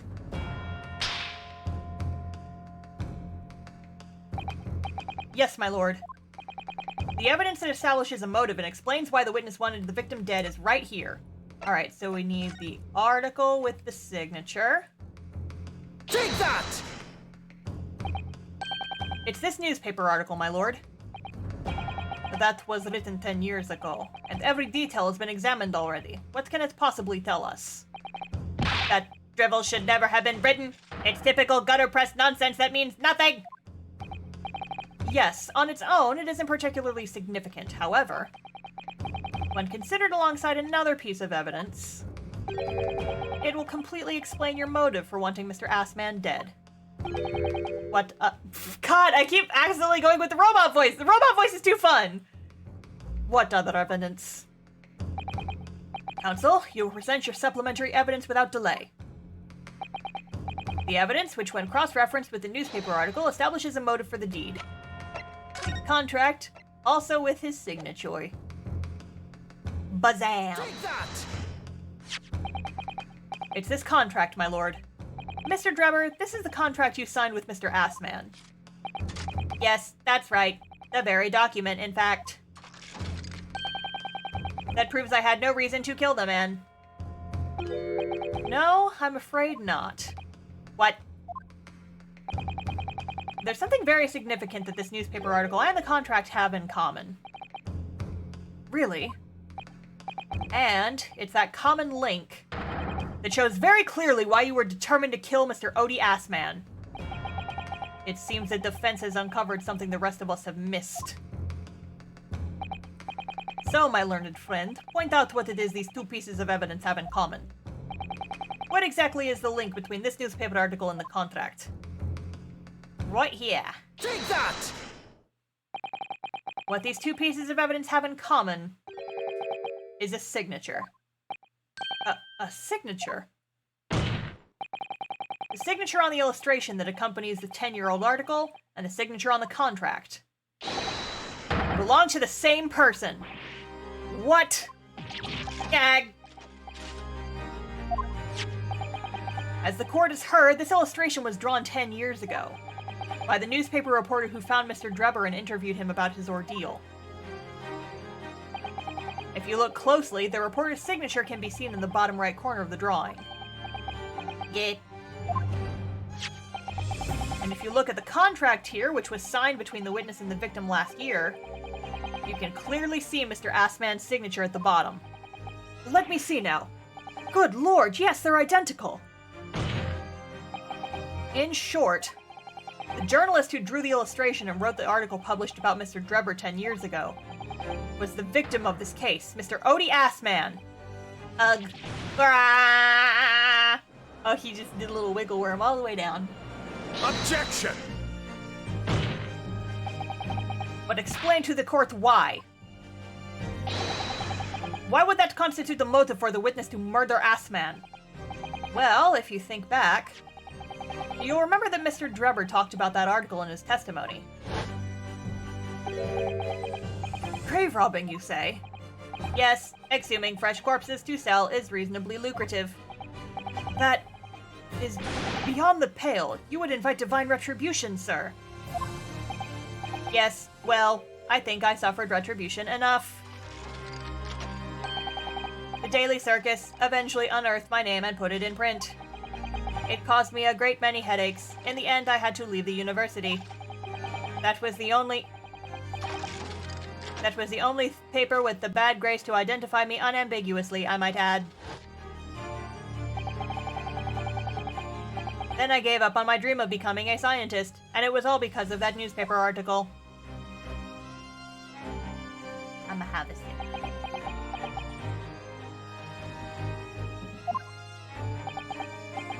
At the time, you were a student of the University of London who dreamt of becoming a scientist.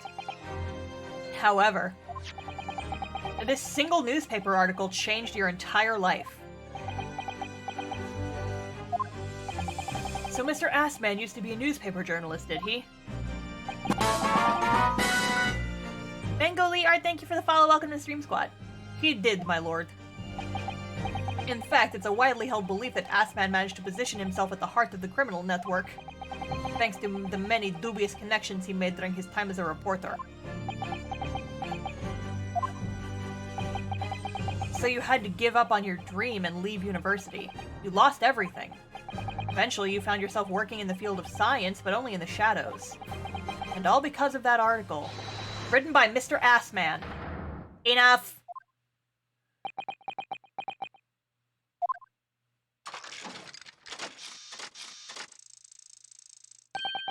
Stop this endless drivel about my life!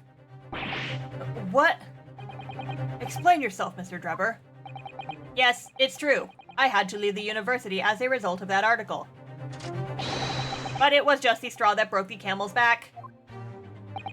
What do you mean? Almost every student of science in the faculty was too poor to actually conduct any research. But they struggled on with their hypotheses anyway. We all did, only to have them taken by vultures. Sooner or later, you knew your ideas would be stolen and patented by some wretch or other, after all. Good gracious. Making a name for yourself as a scientist in a climate like that was a miracle only a select few geniuses could ever hope to achieve. Personally, I wasn't one of those geniuses, so it was hardly a wrench. Oh yeah? You weren't a genius, yet you got that very notable trophy that I've got in my pocket right now. It's in the fucking court record.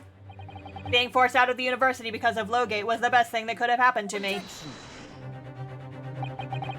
Mr. Drebber, do you genuinely believe that? Of course I do. No better place to know whether or not I possess a talent for science than me. I am killing it on the Ace Attorney. I'm sorry to say that your words don't ring true at all. How dare you? And I have evidence to prove it. Like fuck you do! How are you in a position to say anything about me? I don't know you from Adam. Fine, if you think you have evidence, go ahead, show it. What could you possibly have to disprove the idea that I was happy to leave university because I lacked talent? You fucking trophy. Take that! Do you remember this, Mr. Drebber? We found it at your workshop. Is that a Royal Society trophy for excellence in science? What exactly is this trophy, Counsel? It's the greatest honor that can be bestowed upon a young scientist, my lord. ... There is no higher accolade. It recognizes emerging talent and promises a bright future. Good gracious. Your prospects for the future were excellent, weren't they, Mr. Drebber? Because even then, you were a genius in your field. But you lost everything. You had no more future. Your talents would go to waste. All as a result of this one newspaper article. ...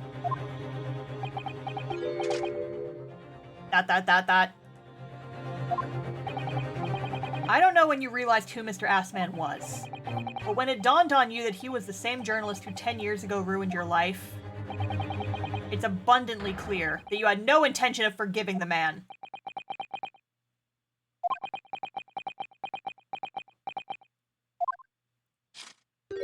Oh no, he's sad! I'm sorry, Robot Man! The truth is... finally, he's gonna fold. Me too, Susato, me too.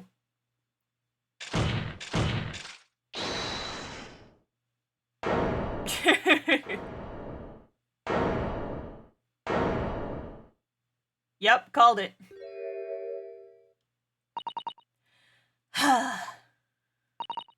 Fine. Clearly this has run its course now. What? I admit it. All of it. What? What are you doing? It's exactly as the Japanese man said. I was coerced into going along with this man's plot to murder the victim, on the condition that he kept my dirty secret from 10 years ago. No. Good Lord! Dr. Scythe, do you realize what you're saying, woman? It's all true. That day. When I arrived at the Crystal Tower and saw the birdcage, my heart nearly stopped beating. That memory from a decade ago that I'd done my best to bury deep inside myself. It was the professor again, staring me in the face. And then, before I had the chance to react, I noticed something else. There was a note tucked inside the model's jacket. Dr. Scythe, you will go along with my plan. From someone who knows the truth about what really happened that night, 10 years ago.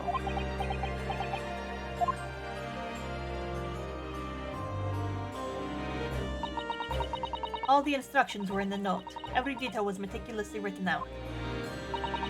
I had no choice but to do what it said. I made the necessary alterations to the scene and fabricated the autopsy report as instructed. There was really no other choice. It had to be done to protect the judiciary. I can only apologize now.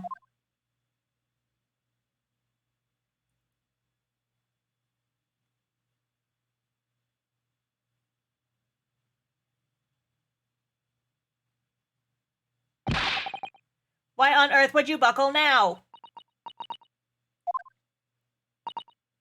Well, there's no point trying to hide it anymore, is there? I would have done anything to stop it coming out, even collaborate with a murderer. But the great lie about that execution 10 years ago has been exposed. Whatever happens, I'm finished. Damn. So then, Mr. Drebber, what do you say to that? Your accomplice has admitted everything.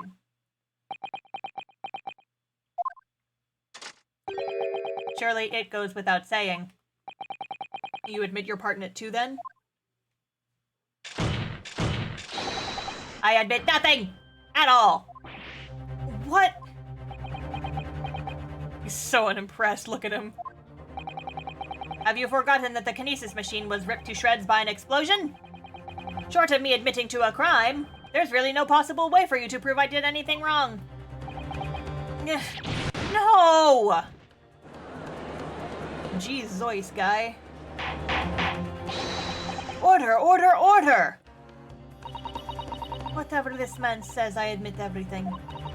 He threatened to expose my secret, so I went along with his plan. And Lord Von Zeeks. Yes. I hope you'll accept my apologies. What happens next is in your hands, of course. I believe I have heard more than enough now. I hereby present the final findings of this court. This trial is not the proper forum in which to pursue the alleged wrongdoings of Mr. Drebber. The defendant is Professor Albert Harebrain. Very true. It had slipped my mind. Isn't he one of your closest friends? As the court has heard, Dr. Scythe has admitted to the allegations brought by the defense, thereby absolving the defendant of any possible guilt. You mean... At the present time, it is the conclusion of this court that the defendant was not involved in any wrongdoing. Does the prosecution have any objection? Oh, we're maybe done with Mr. Harebrain, but we are not done with this professor shit. No way. Case 4! More of this! None, my lord. Congratulations, Mr. Naruhodo! You've proven Professor Harebrain's innocence!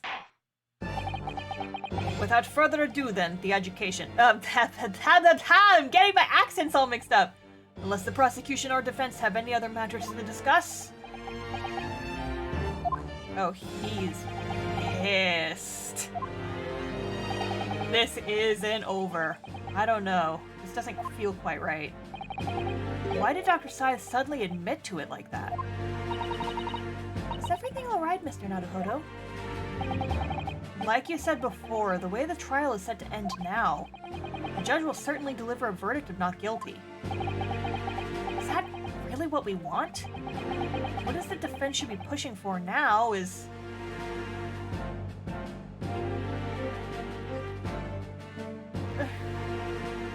It's not our job to figure this shit out, Ryu. The game wants me to pick the second one. The game wants me to pick the second one. I know it does.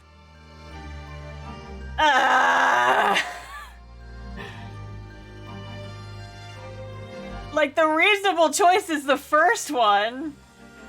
But the game wants me to do the second one so bad.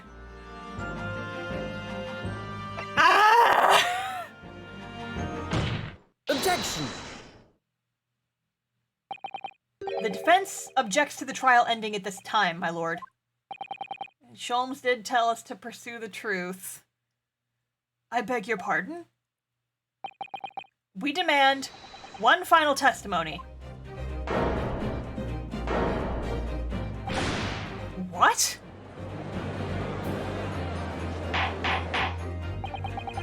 Holy crap, this trial's so long! You do realize I'm about to adjudicate in favor of your client, I presume? What are you playing out now, my Nipponese friend? Why would you want to obstruct the conclusion of the trial at this point? No defense lawyer in his right mind would do that. I'm not in my right mind! Mr. Naruhodo, what exactly are you thinking? The truth. The whole truth, and a way to bring it all out into the open. Right. Yes, in hindsight. Ah, yes, one word of warning before I go. If, in the course of the trial this afternoon, you perceive even a shadow of doubt about the truth, don't let it out of your sight. Pursue it like a dog with a bone. To the bitter end, you understand? Do not falter, whatever may come to pass. Sholmes, damn you. I'm sure Mr. Sholmes knew. He must have deduced that this would happen. He's occasionally smart. Even though most of the time he's stupid. Sometimes those little rocks in his head click together in a very satisfying way. Yes, I'm here in court to advocate for my client. And to secure an acquittal. Obviously. But that's not all. I believe that I have a duty to the court. To pursue the whole truth of the case until every last detail is laid bare. And that is why the defense calls for further testimony from Dr. Scythe. Testimony from me? About what? About the nature of your collaboration with Dr. Enoch Drebber. I keep calling him doctor. He's not a doctor. Ha! In case it's escaped your attention, I've already admitted to everything I did. The whole truth has already been revealed. Stop wasting everyone's time. Yeah. As his lordship made very plain, your client will get the acquittal you wanted for him. There's simply no point protecting this business any further with another tedious cross-examination. Objection! Get him! Get him! Get him! Because he wants to know how this ends too. He's not gonna say it, but he fucking wants to know. Look at his fucking face. That's the face who wants to know what the fuck is happening.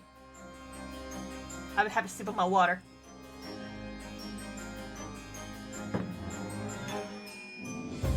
Pray forgive my careless handling of that hallowed bottle.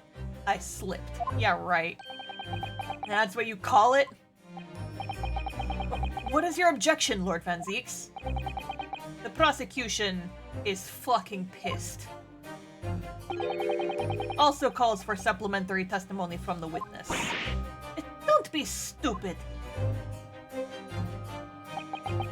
If there is more to this case than has yet to come to light, then I will join my learned friend in pursuing the facts until the bitter end. You'll what? Lord Van Zieks. He wants justice! He wants to know the truth! My mans! This is most irregular, to say the least. However, as the prosecution also calls for it, I will uphold the request. Dr. Scythe, you will testify for the court, explaining the full extent of your involvement in the murder apparently committed by Mr. Drebber. Very well. Get her. Get her. Destroy her. It all began at the scene when I saw the waxwork and the note tucked inside his jacket. The actual body of the victim, as indicated in the note's instructions, was beneath the experimentation stage. The body had to be arranged in certain ways to implicate the defendant, which was my job. I enlisted the help of the entire forensic investigation team to dress the scene appropriately. The truth about the execution 10 years ago is a state secret at the highest level. I had to protect it. Sus. So I was right. The stage and the machine were all specifically designed for the deception. So it seems. And though meticulously prepared, you did well to see it through. You're a very shrewd boy. So kind of you to say. And what about his autopsy report then? All I did was record the location of the body as being in the Crystal Tower instead of under the stage. That's all? That's a terrible corruption! Only my team were aware of the deceit, and then only under my explicit instructions. Nobody else at Scotland Yard knew anything about it, I assure you. I must be thankful for small mercies, I suppose. Well, I believe that testimony has clarified everything. There's no particular need for cross-examination, I would say. No, I disagree. I can't shake the feeling that something's wrong. Just look at that expression on Dr. Scythe's face. She's showing teeth. It's the defense's right to cross-examine any witness for his following testimony. What is it about you Japanese that makes you all so doggedly persistent? Very well. If you so desire, counsel, proceed with the cross-examination. Yes, my lord. Let's fucking go. Let's fucking go. Let's fucking go!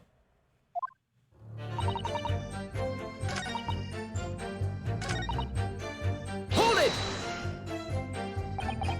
When you say arranged, I presume you mean with this? Yes, the instructions in the engineer's note said something along the lines of... fabricate some evidence to make it clear that Hairbrain alone could have killed Assman. So, you mean that was your doing? I fetched Hairbrain's ridiculous screwdriver from the stage, and took it with me, alone, to the abyss under the stage where the birdcage had fallen. Alone, Doctor? I didn't feel it would be appropriate to involve anybody else in that particular part of the deception.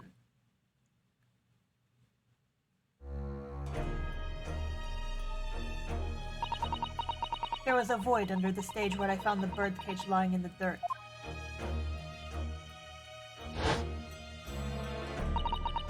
I approached it, leaned down, and slowly opened it up. Then I took the screwdriver in both hands and plunged it into the man's chest. Yeesh.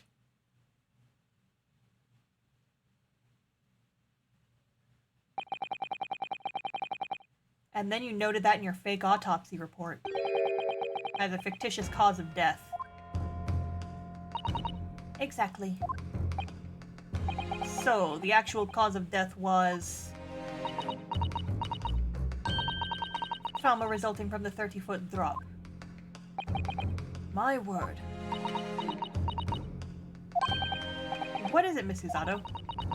Something about Dr. Sai's last statement. It's playing on my mind, that's all. Yeah, because if he fell feet first, then how'd he break his neck? That's a little odd. Yes, mine too. Dr. Scythe. There's really no need to shout. I can hear you perfectly well. The defense calls for you to add that what you just said to your formal testimony. Oh? Which part? What I wanted to supplement her testimony with is the real cause of death. Cage flipped as it fell. I mean, it only had 30 feet. I feel like it looks pretty bottom heavy. The real cause of death being the fall of 30 feet. That part. Fine, if that's what you want. Just stop yelling, please. The prosecution concurs. Very well. You will supplement because the bottom of the bird cage is what was fucked up. So it had to have landed on the bottom. But he broke his neck like it was falling from, like he fell on his head. Contradictions! Contradictions! If you wish, my lord. The actual cause of death was the neck trauma Assman suffered from the 30-foot fall. Hold it! Press it first. You're quite sure of that? It was a result of a broken neck? Yes. As a professional, that was more than apparent. You'd never know just by looking at the photograph of the victim, though, would you? No, that's very true. Obviously not. Which is precisely why coroners are needed to determine the actual facts. Yes, assuming they can be trusted. Ooh! There's no point calling her assessment into question without evidence. Let's get back to the testimony. Very well.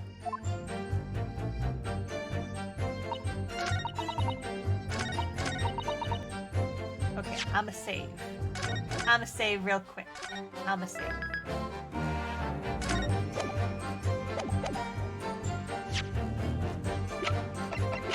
But would he have had a broken neck if he fell feet first? Oh. I'm just gonna reload once I figured out what I'm doing.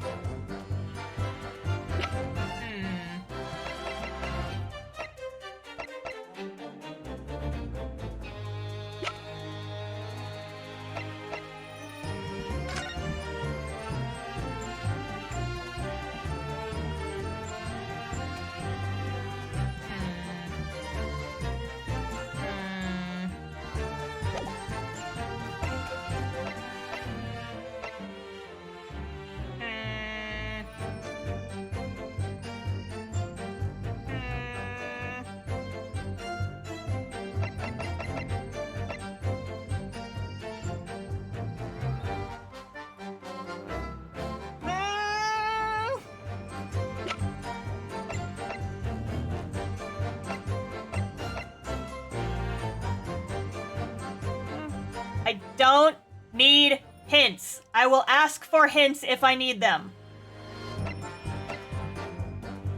Like, seriously, MJ Moranth, you are constantly giving me hints when I don't need them. Please stop. Seriously. If I need a hint, I will very specifically and explicitly ask for one. Oh, well, still.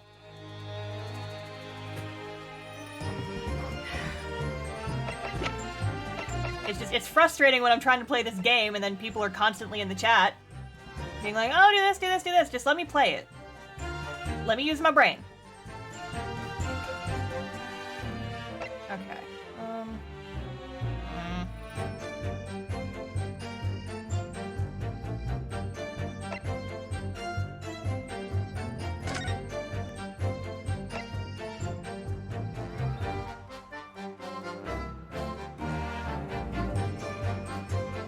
mean, that does...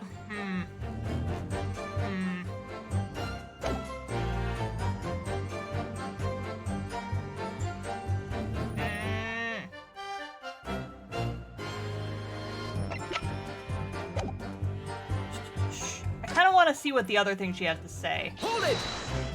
Like the other thing about what she did to the body. Just to be sure.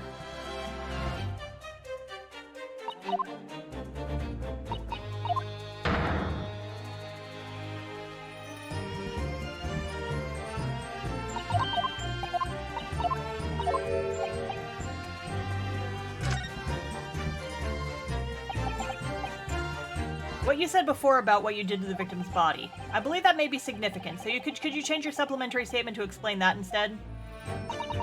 Very well. I stood over the victim's corpse where it lay in the toppled cage and plunged the screwdriver into the chest. Hold it! So it was you who stabbed Assman with this? Yes, far easier than dissection, I assure you. No precision required. What a welcome change. The victim died instantly from a snapped neck.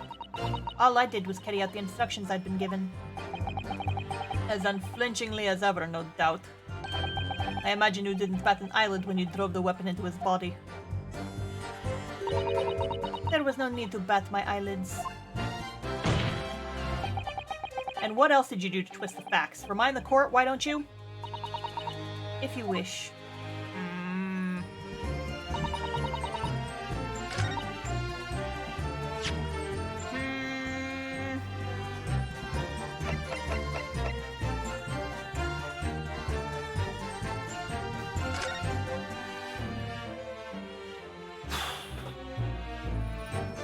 Because, like, I don't think it's this statement. I think it has to be the other one, because this doesn't actually give me too much.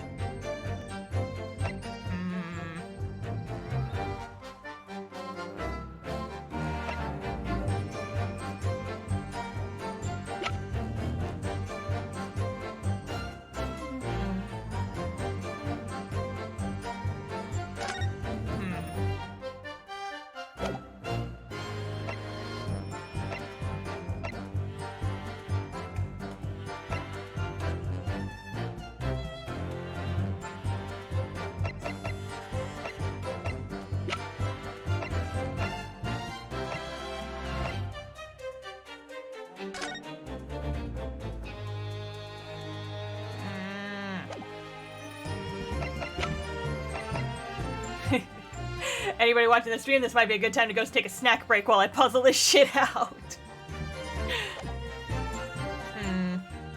Just out of curiosity, I'm gonna go ahead and press the rest of the shit she said. Hold it! Just to be sure. From what you described before, it sounds like the note was anonymous. Did you have any idea of who was behind it? There are very few people in the know about what really happened 10 years ago to start with. But anyway, I'd never heard of this engineer. So no, I had no idea. Yet despite not knowing who was behind the plan, you went along with it? I had no choice. Protecting the professor's secret was my only concern.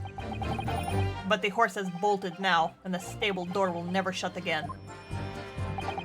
Scotland Yard's reputation will be immeasurably damaged as a result of all this. Yes, thank you, Lord Van Zeeks. I'm well aware of that. So, as I understand it, what you found in the birdcage was the waxwork model. Where then was the victim's body?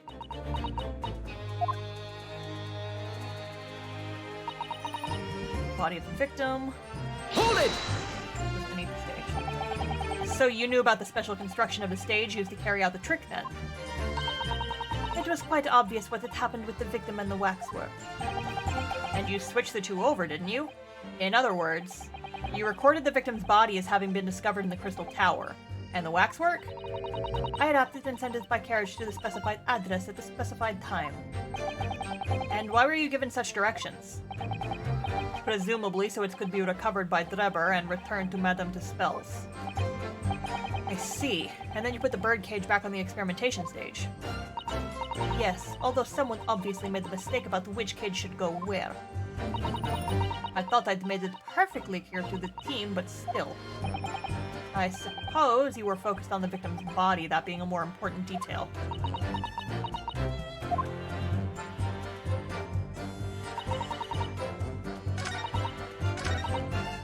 Hold it! The entire team in perverting this course of justice? My team consists of the very best investigators there are. I demand loyalty from all members. We operate on a code of chivalry of sorts. You aid and abet a murderer, commit perjury, and dare to talk of chivalry? It was a matter of priorities. What? Nothing was more important than protecting the secret of the professor. My team did what was necessary without losing sight of the primary goal. I would consider their conduct exemplary. Yeah. Don't concede the point, Mr. Naruhodo. You mustn't let her win. I need a lawyer. You are a lawyer! I take that silence as tacit acceptance. Now, can we move on?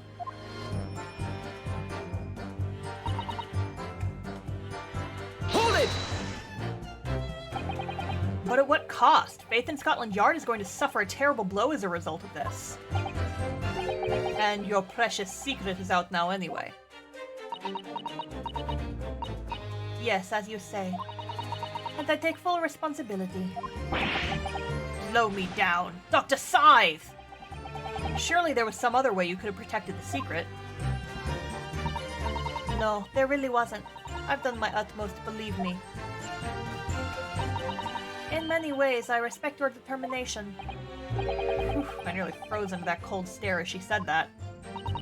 I do believe she was being genuine, though, Mr. Naruhodo.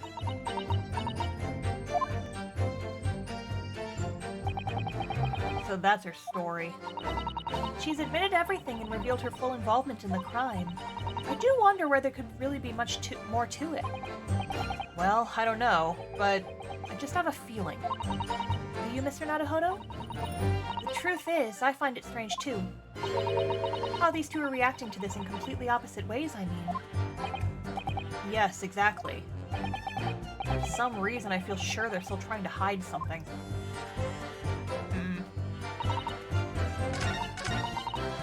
I think it has to be this, but we have to go back and do the other one. Hold it! Just gonna fast forward. I got a feeling.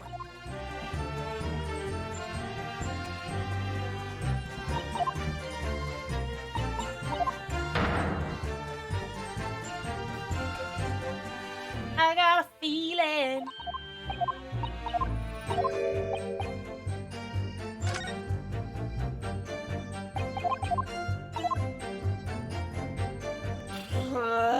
The actual cause of death was the neck trauma Assman suffered from the 30-foot fall.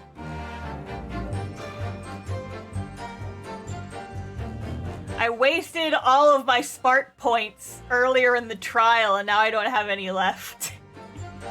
I wasted them all!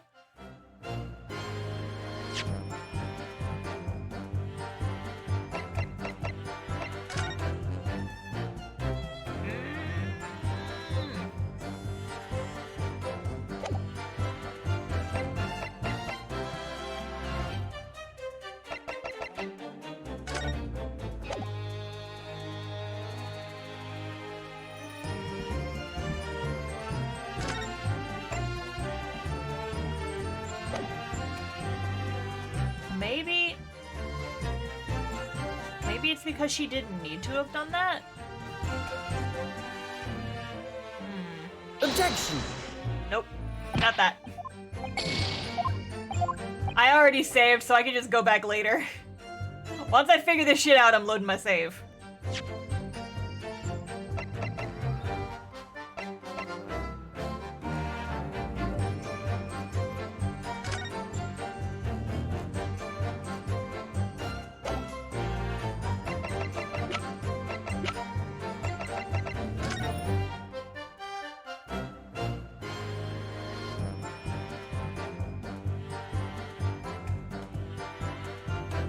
No blood on this one. We had that whole skerfuffle on the first day of the trial about when you stab the knife in and take it out. there should be blood.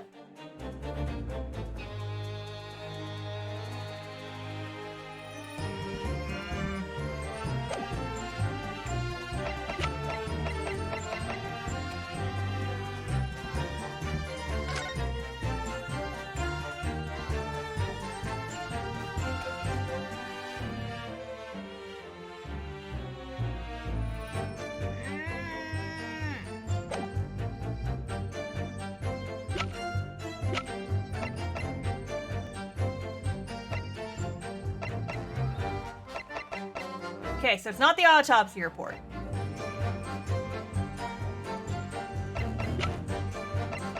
Not the bird cage, because we already did both of those.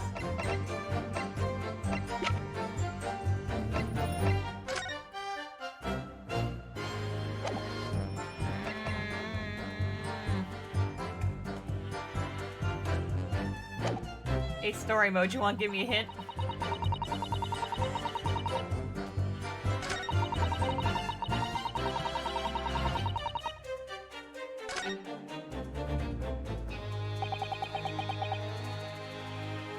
Okay, fast forward. We already been through this.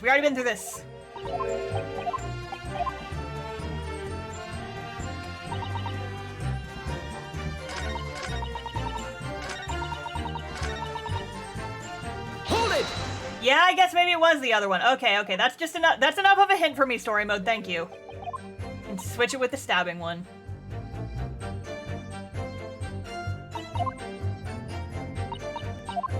Just a little hint from automatic story mode to tell us that we do in fact need the other one. Never change it. Okay, so now we know for a fact that it has to be this one. That's our little friend story mode giving us a hint.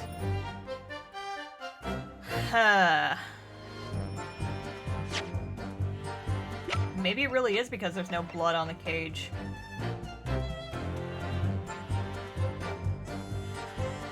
Objection!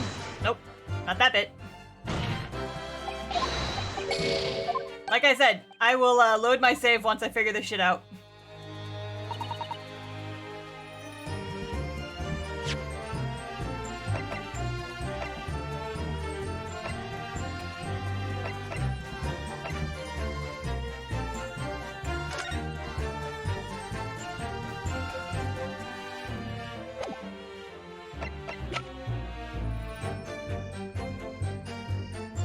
Scum saving attorney. Listen! This is a legitimate strategy that fucking everybody who plays these games uses. Don't look at me.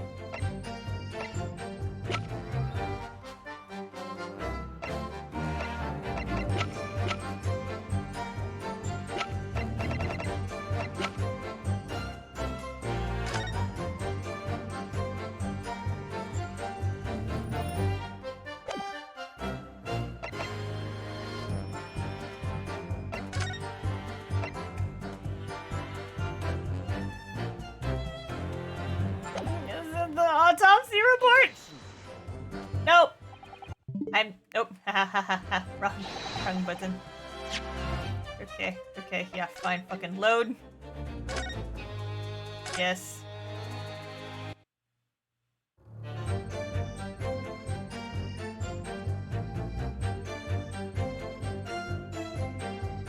Wait, how far did I just go back? I think I went back too far. Or went back to the wrong autosave.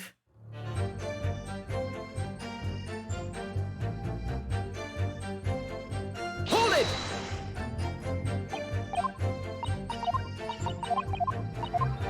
Wee.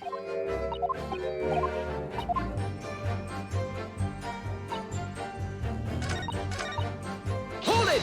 Okay, we gotta switch this, and then we will save again.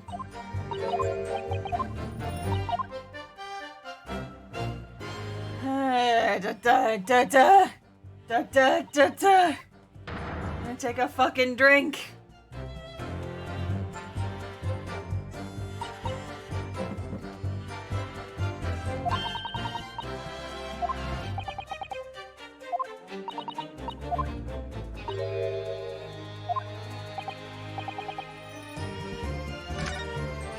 Okay. We've got the right testimony. We know for sure it's this one. I'm gonna save now. Now that we have the right testimony, in case I fuck it up 4 more times, I don't have to redo all that shit. Okay.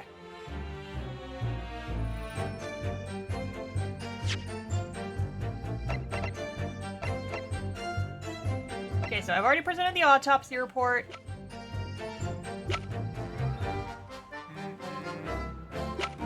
I've already presented the birdcage to this, I believe. I think I did, yeah.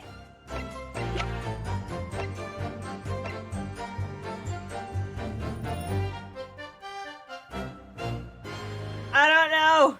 Objection! Nope, that's not it. I think maybe I already did that one.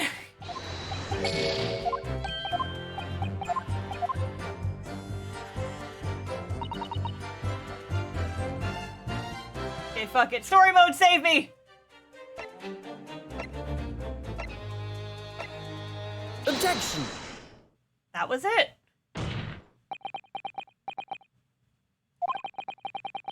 Got a nasty feeling that this inconsistency points to an extremely uncomfortable truth.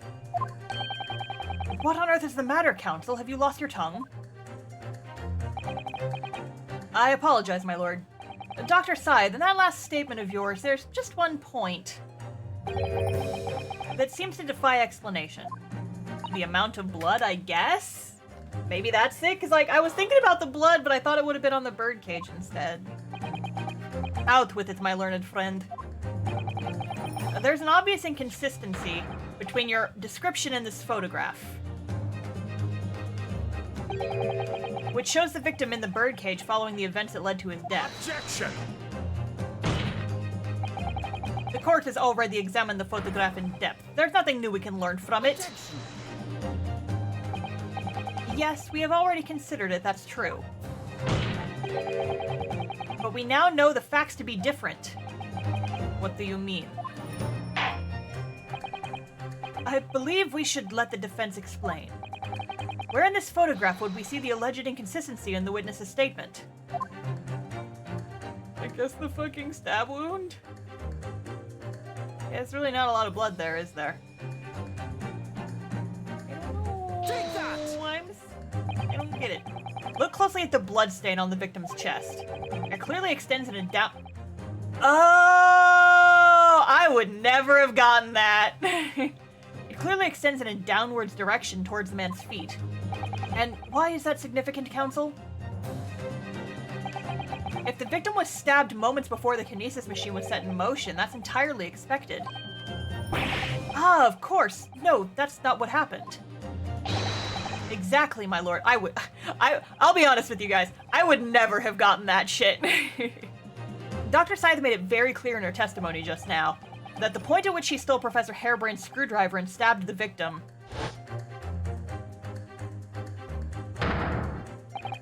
was after the Grand Deception was set in motion when the birdcage had fallen below the stage out of sight.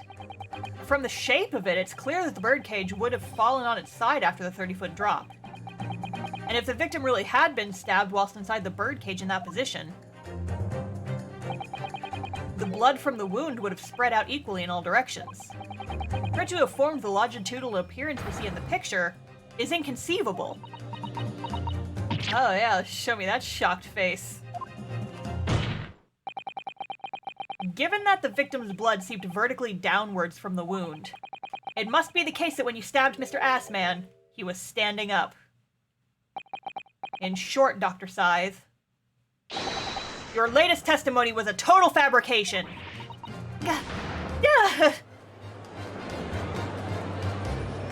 Fucking hell. Should she murder him? I knew it. I was right. Now I've identified that contradiction. There's only one way to explain the facts. We've all been under great misapprehension here. What? What sort of misapprehension? Dr. Scythe? You claim you were coerced into helping Mr. Drebber as a result of the note he left in the waxwork. You claim that you made changes to the scene of the crime to implicate the defendant. And you claim that you authored a fake autopsy report to cover your tracks. But one of those claims is an out-and-out lie. Because the question of what the bloodstain really tells us has only one possible answer. If that is the case, what is it, man? Counsel, you've clearly struck upon a revelation. Now tell the court what it is. Which part of Dr. Sai's story is shown to be a lie by the contradiction in her testimony? Stabbing part. The answer is very simple if you consider the sequence of events. If, when the victim was stabbed, the blood from the wound seeped downwards as it did, we can be sure that the victim must have been either sitting or standing upright at the time. But as you rightly pointed out, the birdcage would have fallen on its side when it fell beneath the stage. Yes, it would. Which tells us that the victim must have been in that position of his own accord. Objection! That's impossible! The man was dead, remember? No, that is the misapprehension. Yeah, because, like, if it didn't kill him, she could have easily gone down there and stabbed him herself, and then she'd be the murderer. When the birdcage fell from the stage into the void below, it must have hit the ground with considerable force.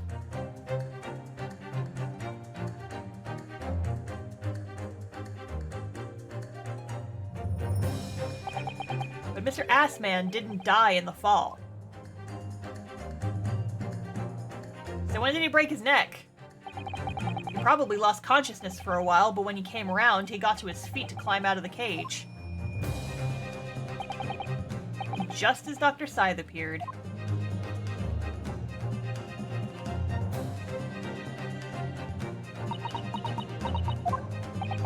If the victim was in fact alive at that point in time, it changes everything.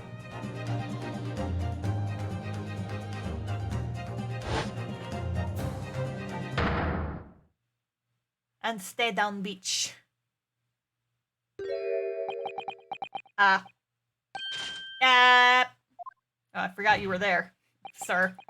Mr. Odie Assman's killer wasn't the defendant, Professor Albert Harebrain. Nor was it the mastermind behind the stage trickery, Mr. Enoch Drebber. It was you, Dr. Courtney Scythe.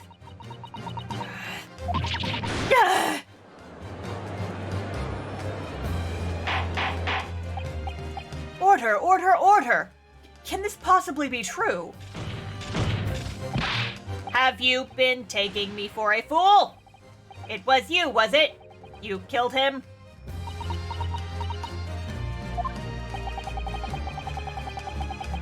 You hoped that by admitting to be an accomplice in Mr. Drebber's scheme, the trial would end, before you were accused of a far worse crime. Cold-blooded murder. Oh, do shut up. You're so desperate now you're making all this up. As if I would do something like that. Objection! I assure you, the defense is not desperate, Doctor. Mr. Naruhodo has established the facts using evidence and logic alone. And the story mode that auto-plays the game for you. Ha! Logic, don't make me laugh. Sadly, your logic has a gaping hole in it. What? What do you mean? Tch! I'd have thought it was obvious. A motive, boy. You're lacking a motive. What possible reason would they have to kill Mr. Assman? Assman was involved in a number of criminal activities, from coercion to theft to murder. But there is no known connection to Dr. Scythe there. Yeah. I'm rather relieved to say it does seem somewhat far-fetched. True, there's no obvious motive. There's still something in the back of my mind. I feel sure I've seen something somewhere that hints at why the coroner might have done this. Yes, I might have tampered with the crime scene and concocted the fake report. But murdering someone for no reason is a very different story. Objection!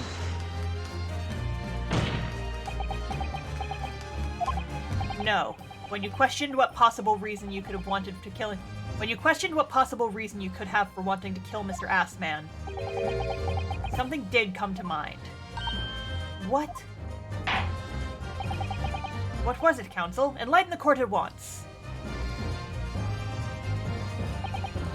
Yes, we saw it yesterday, didn't we? Something that seemed strange, but we had no reason to suspect it at the time. There's a particular object that explains why Dr. Scythe would have wanted to kill Mr. Assman.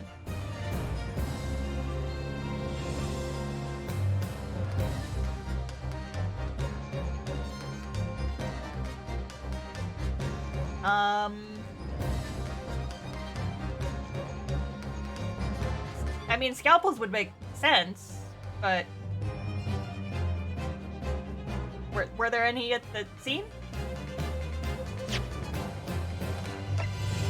Because that would have implicated her. Were there scalpels at the scene? I don't remember there being any. Unless there was some in the photo. No.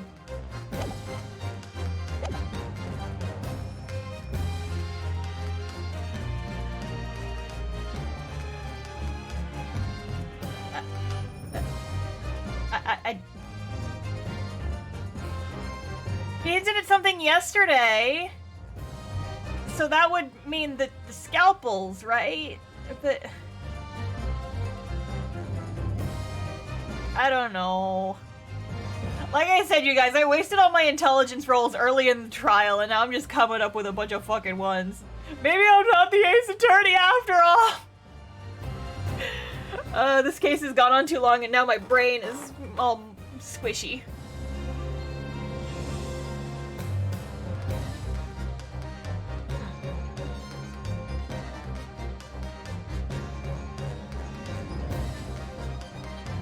I'm gonna...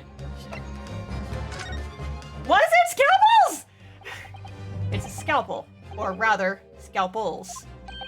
Did we see that at the crime scene, though? What does it have anything to do with? I mean, I know we saw that she was buying a lot of them, but like, what the fuck? Brain gun soup, yeah, really. Did you say scalpels? Yeah. It would appear that word has struck a chord, Doctor. You... Come on, out with it. It was yesterday when we visited your laboratory.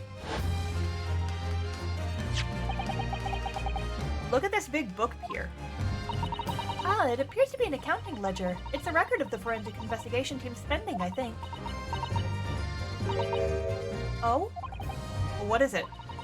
It's clear the team purchases various equipment and supplies on a monthly basis, but... Well, one entry seems rather strange. Really? In what way? They're buying 500 scalpels every month.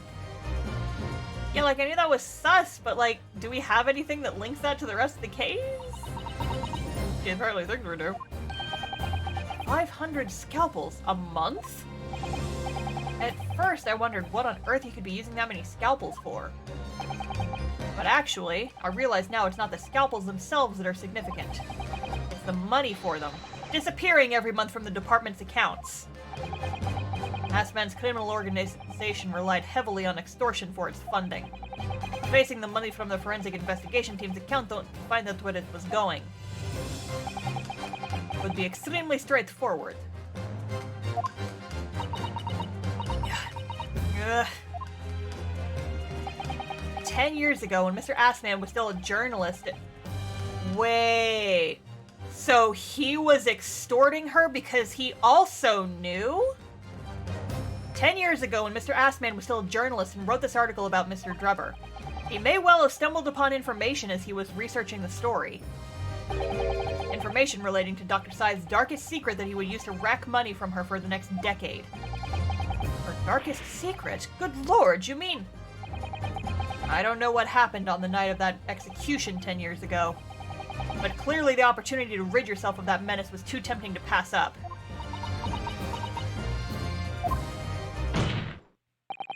So in the end, you weren't coerced at all, were you? You did it entirely of your own free will. You stabbed Mr. Assman in the heart with all your might. To silence the blackmailer who knew your dark secret forever. Oh shit. You'll never understand. None of you.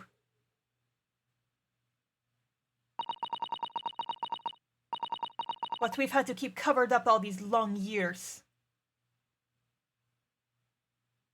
That little thingy on her hair looks a lot like Iris's little logo.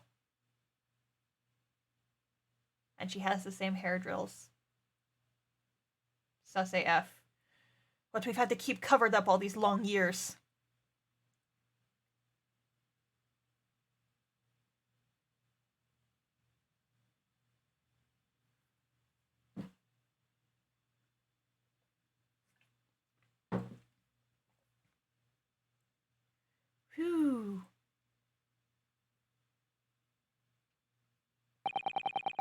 as very little of the machine remains after it was ripped apart by the bomb.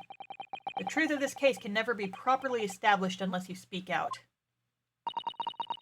And if you decide not to, it's very possible that Courtney Scythe will escape punishment for her crimes. Please, sir, own up to what you've done, and tell the court the truth about what happened. 10 years ago, you told the truth, and you were robbed of a bright and successful future as a result. I can certainly understand your bitterness and your consternation now. However, this is surely the chance you've been waiting for, to sever the hold that fate's had over you all these years.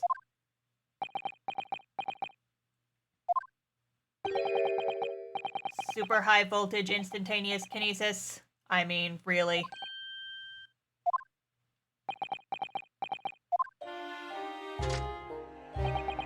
It's the addle-brained mock scientists that are the worst, you know. They don't recognize the fact that they don't have talent. They can't even get that right. And so they end up chasing impossible dreams, having unbridled faith in their abilities. They go on and on about their wonderful hypotheses, their stupid eyes shining like a little child's.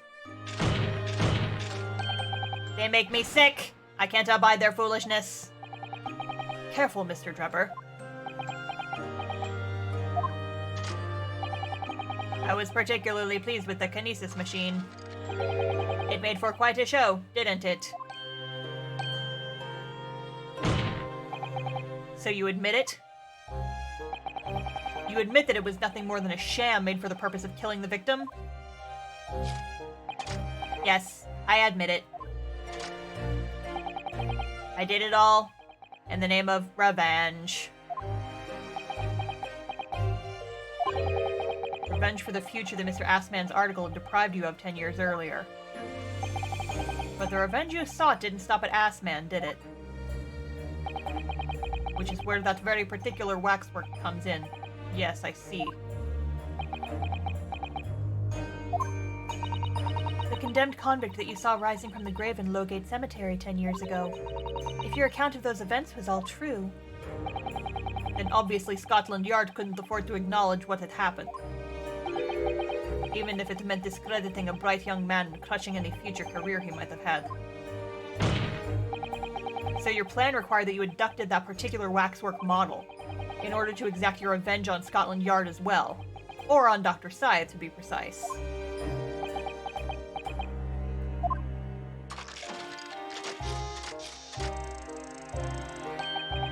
It was a year ago. By some extraordinary twist of fate, Assman turned up at my workshop.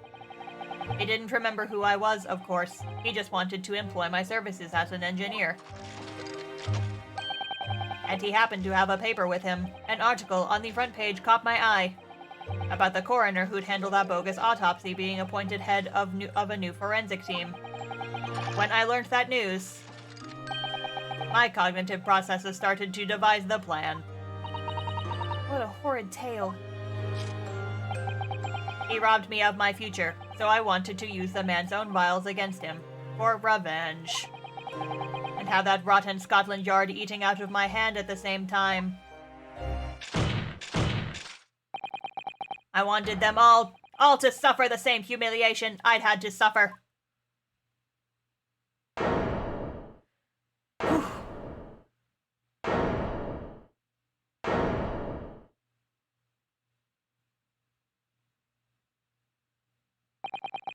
Your actions against those who'd ruined your future were justified as revenge. At least to yourself. Certainly, no one has the right to destroy another's prospects, especially for purely selfish gain. And yet, in carrying out your plan, you did exactly that to someone else, didn't you? Did I? Professor Harebrain's only crime was passion for his hypothesis. You had no compunction about sacrificing his future to effect your revenge. You knew that he would be forever branded a failure and a fraud.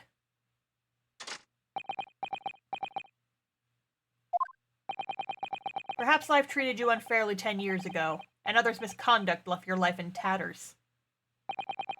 But remember this. Your own actions resulted in exactly the same thing for another perfectly innocent young man. Yeah, feel bad about it. I...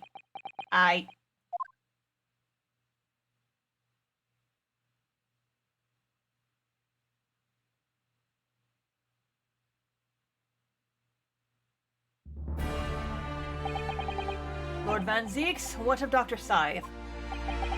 An immediate warrant for her arrest has been granted and she's been remanded in custody, my lord. I presume she will face trial in the coming days along with Mr. Drubber. A most regrettable situation indeed. She's made great contributions to her profession over the years. It really is a hard truth to swallow. However, that is a topic for some future occasion. For now, Professor Harebrain, I forgot you were here. I'm going to be honest.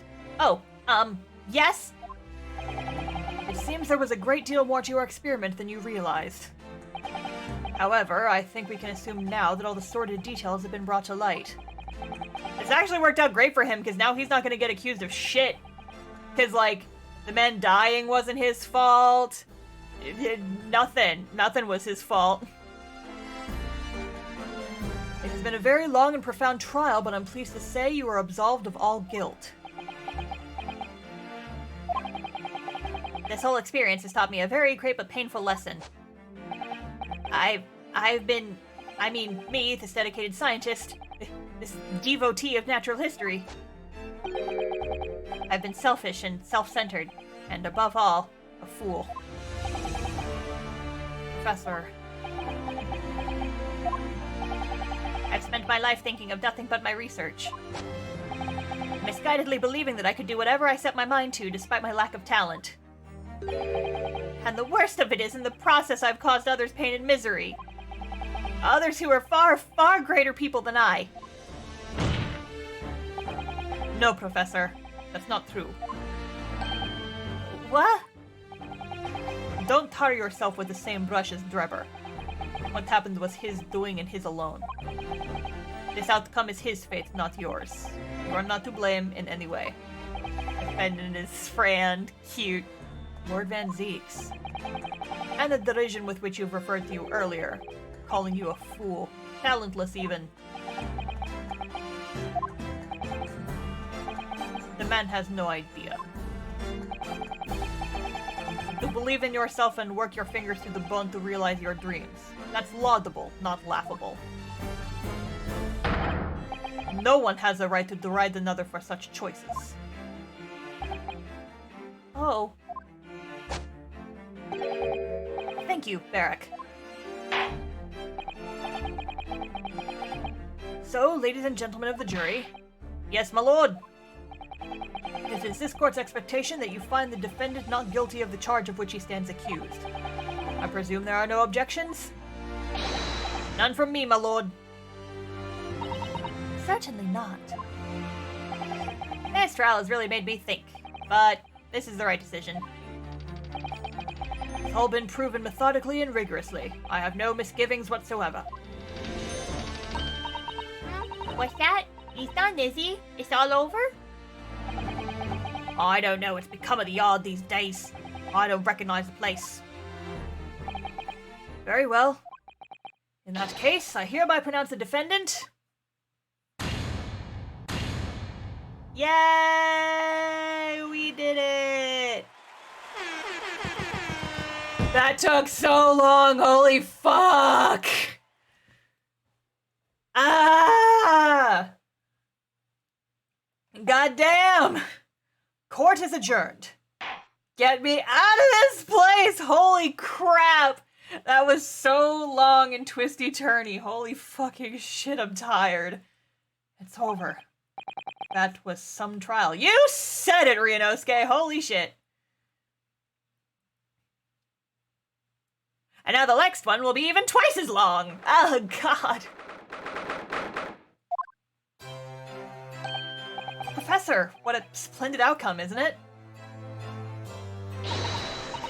Oh, it is. Congratulations, Professor Harebrain. Mr. Naruhodo, Miss Susato, I am truly Truly. Beside myself with gratitude, how can I ever thank you enough? I'm just glad it's all been cleared up. You realize you were just caught in a bad situation.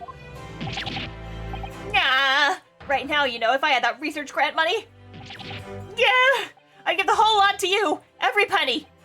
Well, that's very kind, but I'm just a student, so...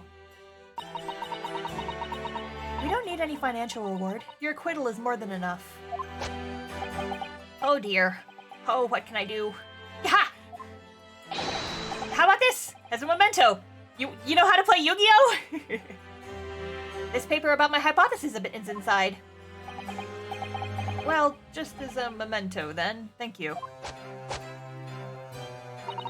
I've been wondering, Professor. What are you going to do now? Oh my. Yes, what am I going to do? My hypothesis and my great machine lie in ruins. But still, it's been too long since I was last in London, so perhaps I'll enjoy some sightseeing. You can send other people to the Shadow Realm with this. I must explore the Great Exhibition whilst I'm here too, and see if any new inspiration hits me. Oh, yes, that's a wonderful idea. I can't allow that. Who's this? What's up, hot boy? You gonna be mean and not let your boyfriend go to the science fair? What the fuck? Lord Van Zeeks, what are you doing here? Barrack. I'm sorry you had to go through that, Albert. Well, if I'm honest, it was terrifying. You were like a great demon behind your bench there, snarling on your own prey. You're one of very few true friends I have. I couldn't leave it to anybody else to handle the prosecution. Or the defense. Sorry? Or the defense? Did I just hear that right? Was he praising me? I always knew you had my best interests at heart, don't worry. How about you show me around while I'm here in town? It's been a long time since we left university. We have a lot to catch up on. You wanna go on a fucking date? Listen, Albert. In a few days, your acquittal will be made official. When that happens, you must head straight to Dover. I'll accompany you. What? From there, you'll cross the channel and make your way back to Germany. I've already purchased the tickets. But no! Hold on a minute, Barrack! What about the Great Exhibition? This is the chance of a lifetime for me. I want to look around. No sightseeing, Albert. Give up on the idea. He's scared of the curse. Ugh. Sometimes it's hard to see any warmth in those eyes, Barrack. Lord Van Zeeks? What's all this about? Unnecessary precaution. Yes, I think I understand. You do? Well, Iris told me that when you met Lord Van Zeeks at his office some days ago, he asked how Mr. Natsume was doing. Yes, that's right. I remember being surprised at the time, and thinking it was nice of him to ask. The point is, Mr. Natsume is still alive and well. Even though it's been more than 6 months now since he stood trial with the Reaper as the prosecutor. Oh, you mean... the Reaper's influence doesn't stretch overseas? Those in the Reaper's sights meet their ends days or sometimes months after their acquittal. That's been the pattern up to now. But of course, we know that both Mr. Natsume and Gina were completely innocent. True. And perhaps that governs the Reaper's actions. The truly innocent are spared. But I don't want to take any chances with a close personal friend. Barrack? Like the mustache Nipponese, this man should leave the country without delay. That's why. I'm packing him off to Germany at once. Right. Does your friend-shaped package get any say in it?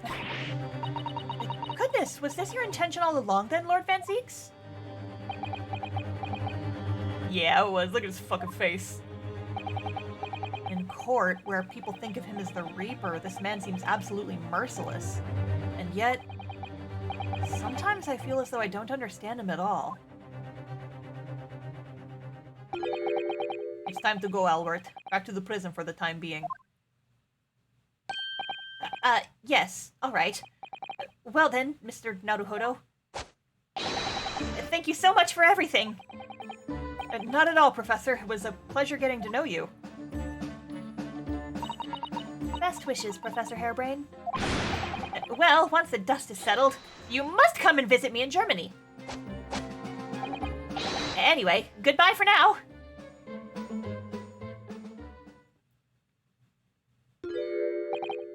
Now, my Nipponese friend. Yes, I thought you'd gone too. We have matters to discuss. Can you spare me some time? Yes, of course. I want to know what the fuck you want to talk about. You want to talk with me? Yes! I'll be waiting in the courtroom in 10 minutes. What the fuck is gonna happen? Well, that was strange. For some reason, I didn't get that sense of impending doom as he walked away this time. Hot boy? Hot boy? The enigma, Barrick von Zieks. What does he want to discuss, I wonder? The answer awaits in the courtroom, I suppose. Here goes, then. Holy shit, what the fuck is this gonna be about? I'm gonna scream. I'm so fucking scared. There's so many different things this could be. So, are you satisfied? You saved a guileless scientist from a great injustice.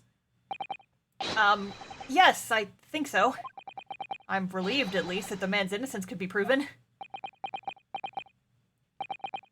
Anyway, I imagine you've been wondering where my animosity towards you Nipponese comes from.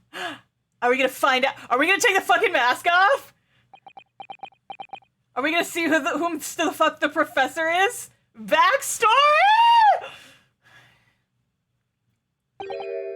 Well, at first I thought you just didn't like me. I imagined you saw me as a pretentious child from an unimportant land who had no business being here. But now I think differently.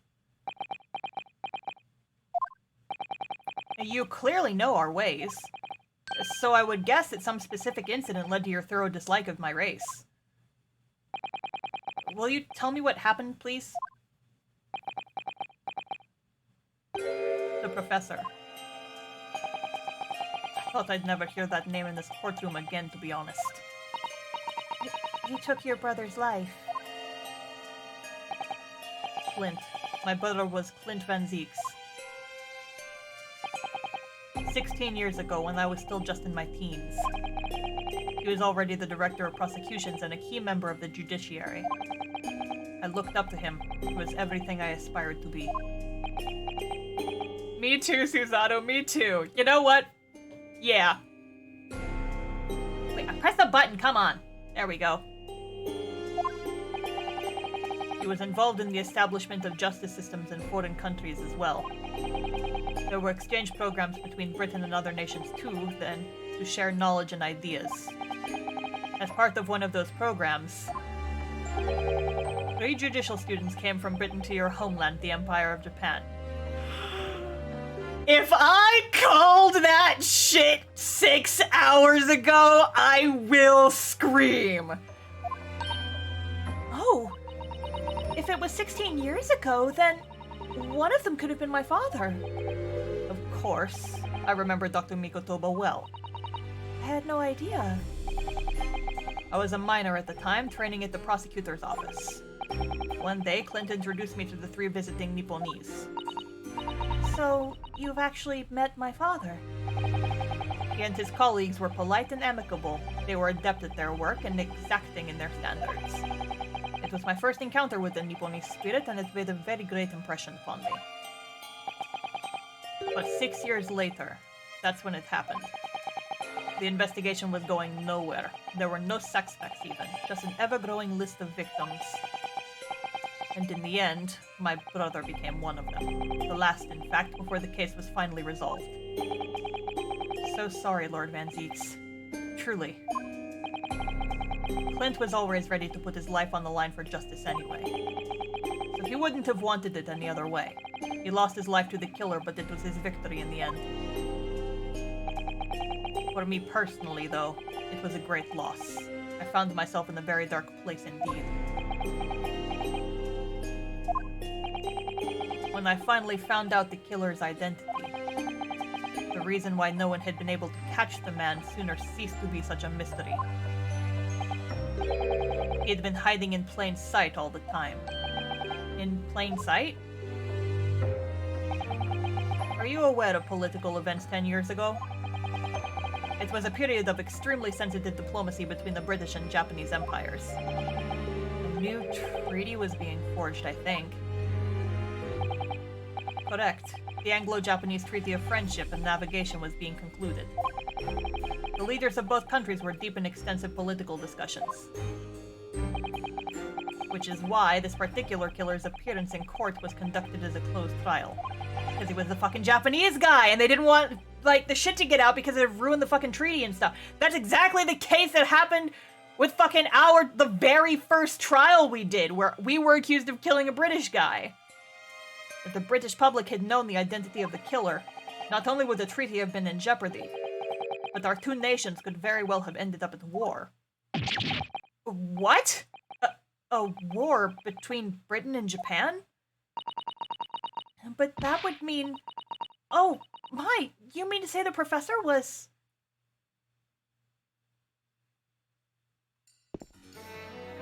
When the trial reached its conclusion earlier, I thought to myself, Where's the seat? yes, it's time. Where's your accent, bud? Time for you to come face to face with this hideous monster. Is he just gonna fucking kick the helmet off with his sexy legs?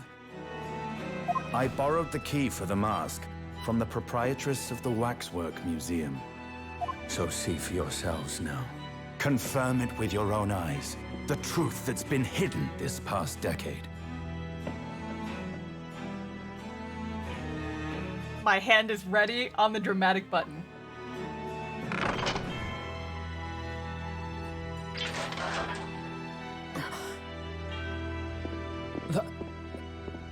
That's the professor? Yes, that's him. Until now, the thought never even crossed my mind. Crossed my mind. That the mass murderer, whose crimes shook Britain as never before, was Japanese. I'm sorry that ruined the moment, but I had to do it. Wait a minute. That face. I feel as though I've seen it somewhere. It's strangely familiar.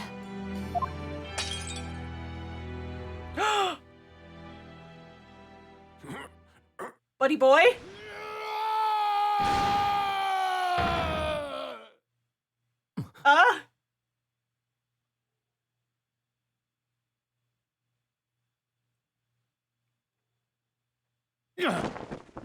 Fucking A!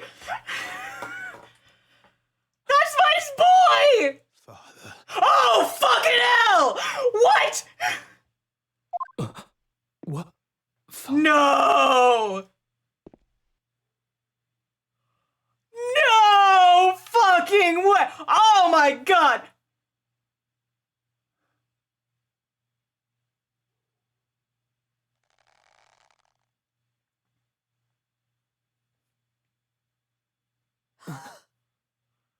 Kazuma!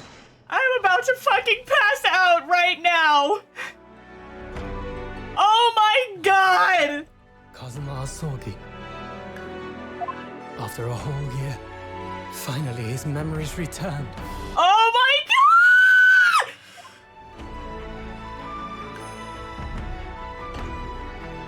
Oh no, he's still hot! As he stood there before me.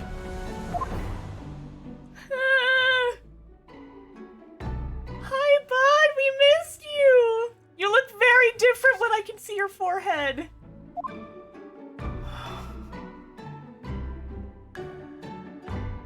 Hello again.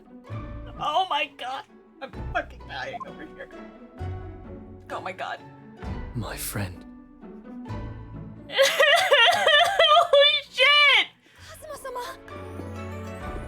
Judicial Assistant Mikotoba. Holy fuck.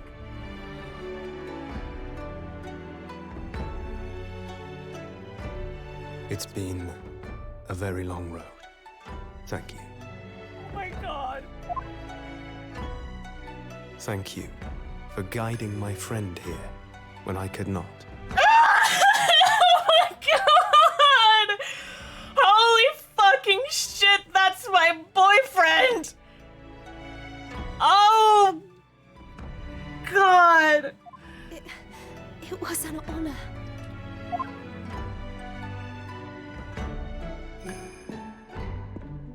I knew you wouldn't die that easily. Kazuma. I owe you thanks, too, for taking good care of that in my absence. Want your fucking sword back, bud? Karuma, great blade of the Asogi clan, passed down through the generations.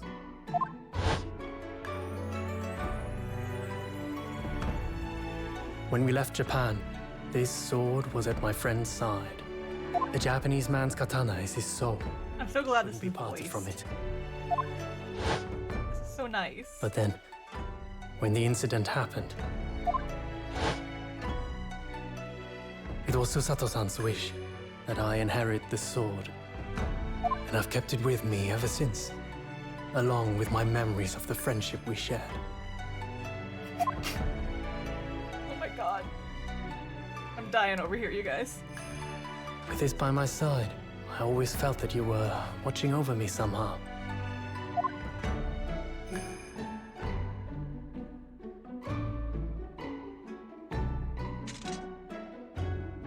Van Zeeks is just in the corner going, what the fuck is going on?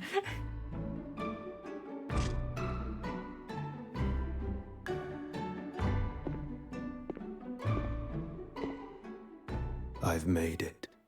At last. Father. Holy shit. Are you saying... Surely not. You mean, you knew all this time?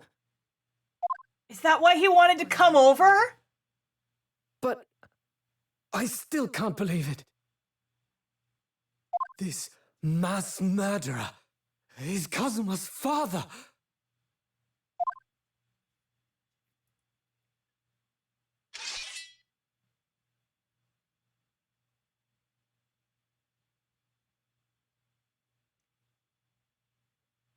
Dude, it's an expensive statue.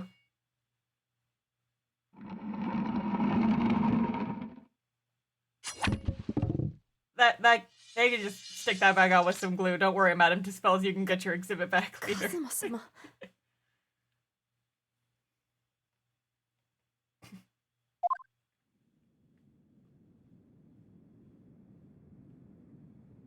Ryunosuke, we have much to talk about. Yes, we do! Not the time. Ah!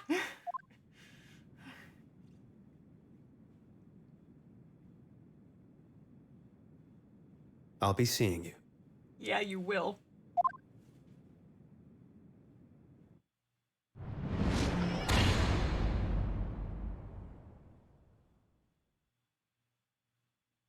That's all Kazuma said. Before he turned and left us there, in the courtroom.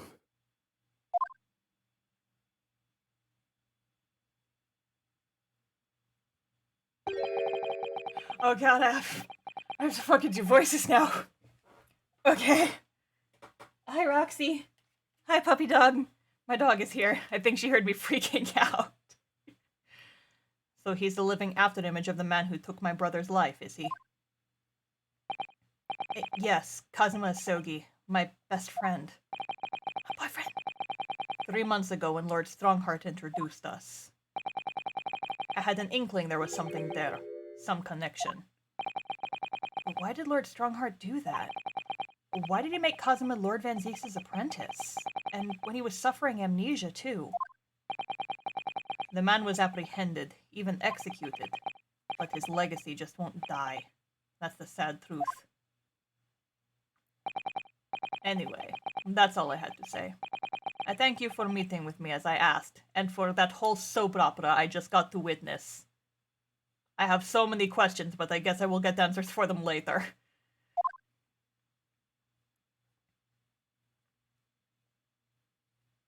Fare thee well, sir. Hi, Roxy. 10 years ago, my grandmother took me to the railway station. We were there to meet my father from the train. For me, it was the first time I'd ever seen him. Poor Suzato-san. All this tied up with painful memories for her, too. He's never talked about this with me before, though. It took time to adjust to having father around, but when I was starting to get used to it, he called me into his study one day. He told me that a great friend of his had passed away in London, and that the friend had left behind a son, a boy 7 years my senior. Father told me the boy had made a promise to his late father, so he was studying to become a defense lawyer. I wanted to help, so I studied to become a qualified judicial assistant. As I'm sure you've worked out, that young man's name was Kazuma Asogi. So you see, that's how he and I met. Damn.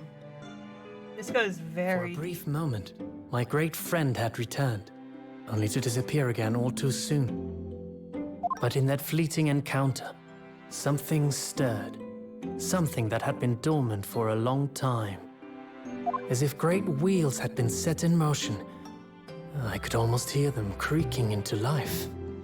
In some ways, it was the end of a chapter, but in many, it was the start of a new one.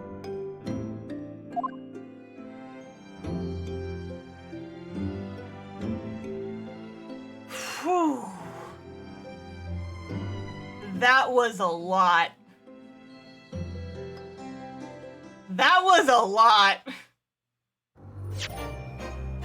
Yeah, we're gonna fucking save, game. And I think that's where we're gonna call it for the night, because... Woof. Woo! Holy shit. Glad I did a Saturday stream, because now next week we get to start immediately into case 4. I would continue onward, honestly, and, like, start the first of it, but my dog is looking at me, she needs to go out, so we need to go hurry up, make a raid happen.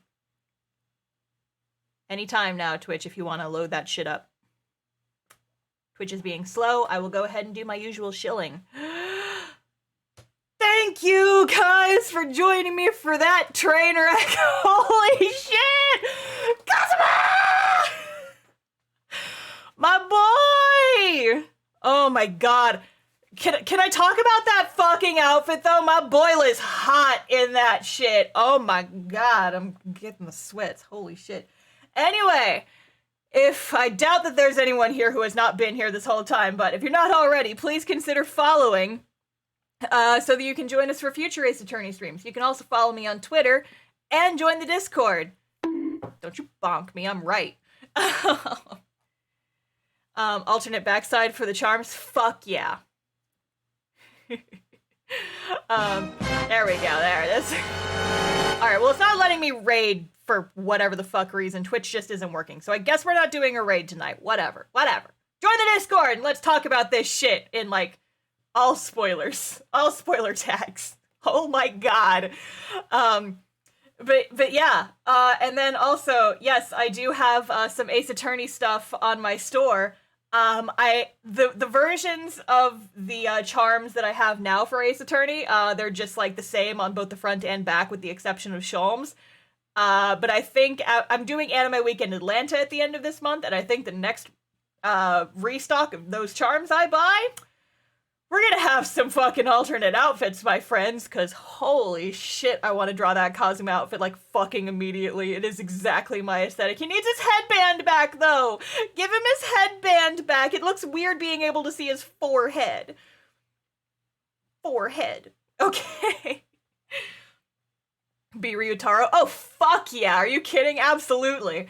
Alright. But anyway, I really do gotta go because my dog's barking at me to go to the bathroom. So, I will leave you guys here. We will continue this shit on Monday. And again, Twitch isn't letting me open the raid panel, so I guess we're leaving without that today. But, next time, Case 4! Wait, Case 4! Next time! Let's fucking go. I will see you guys next time. Fare thee well, friends. Thank you for joining me, and goodbye!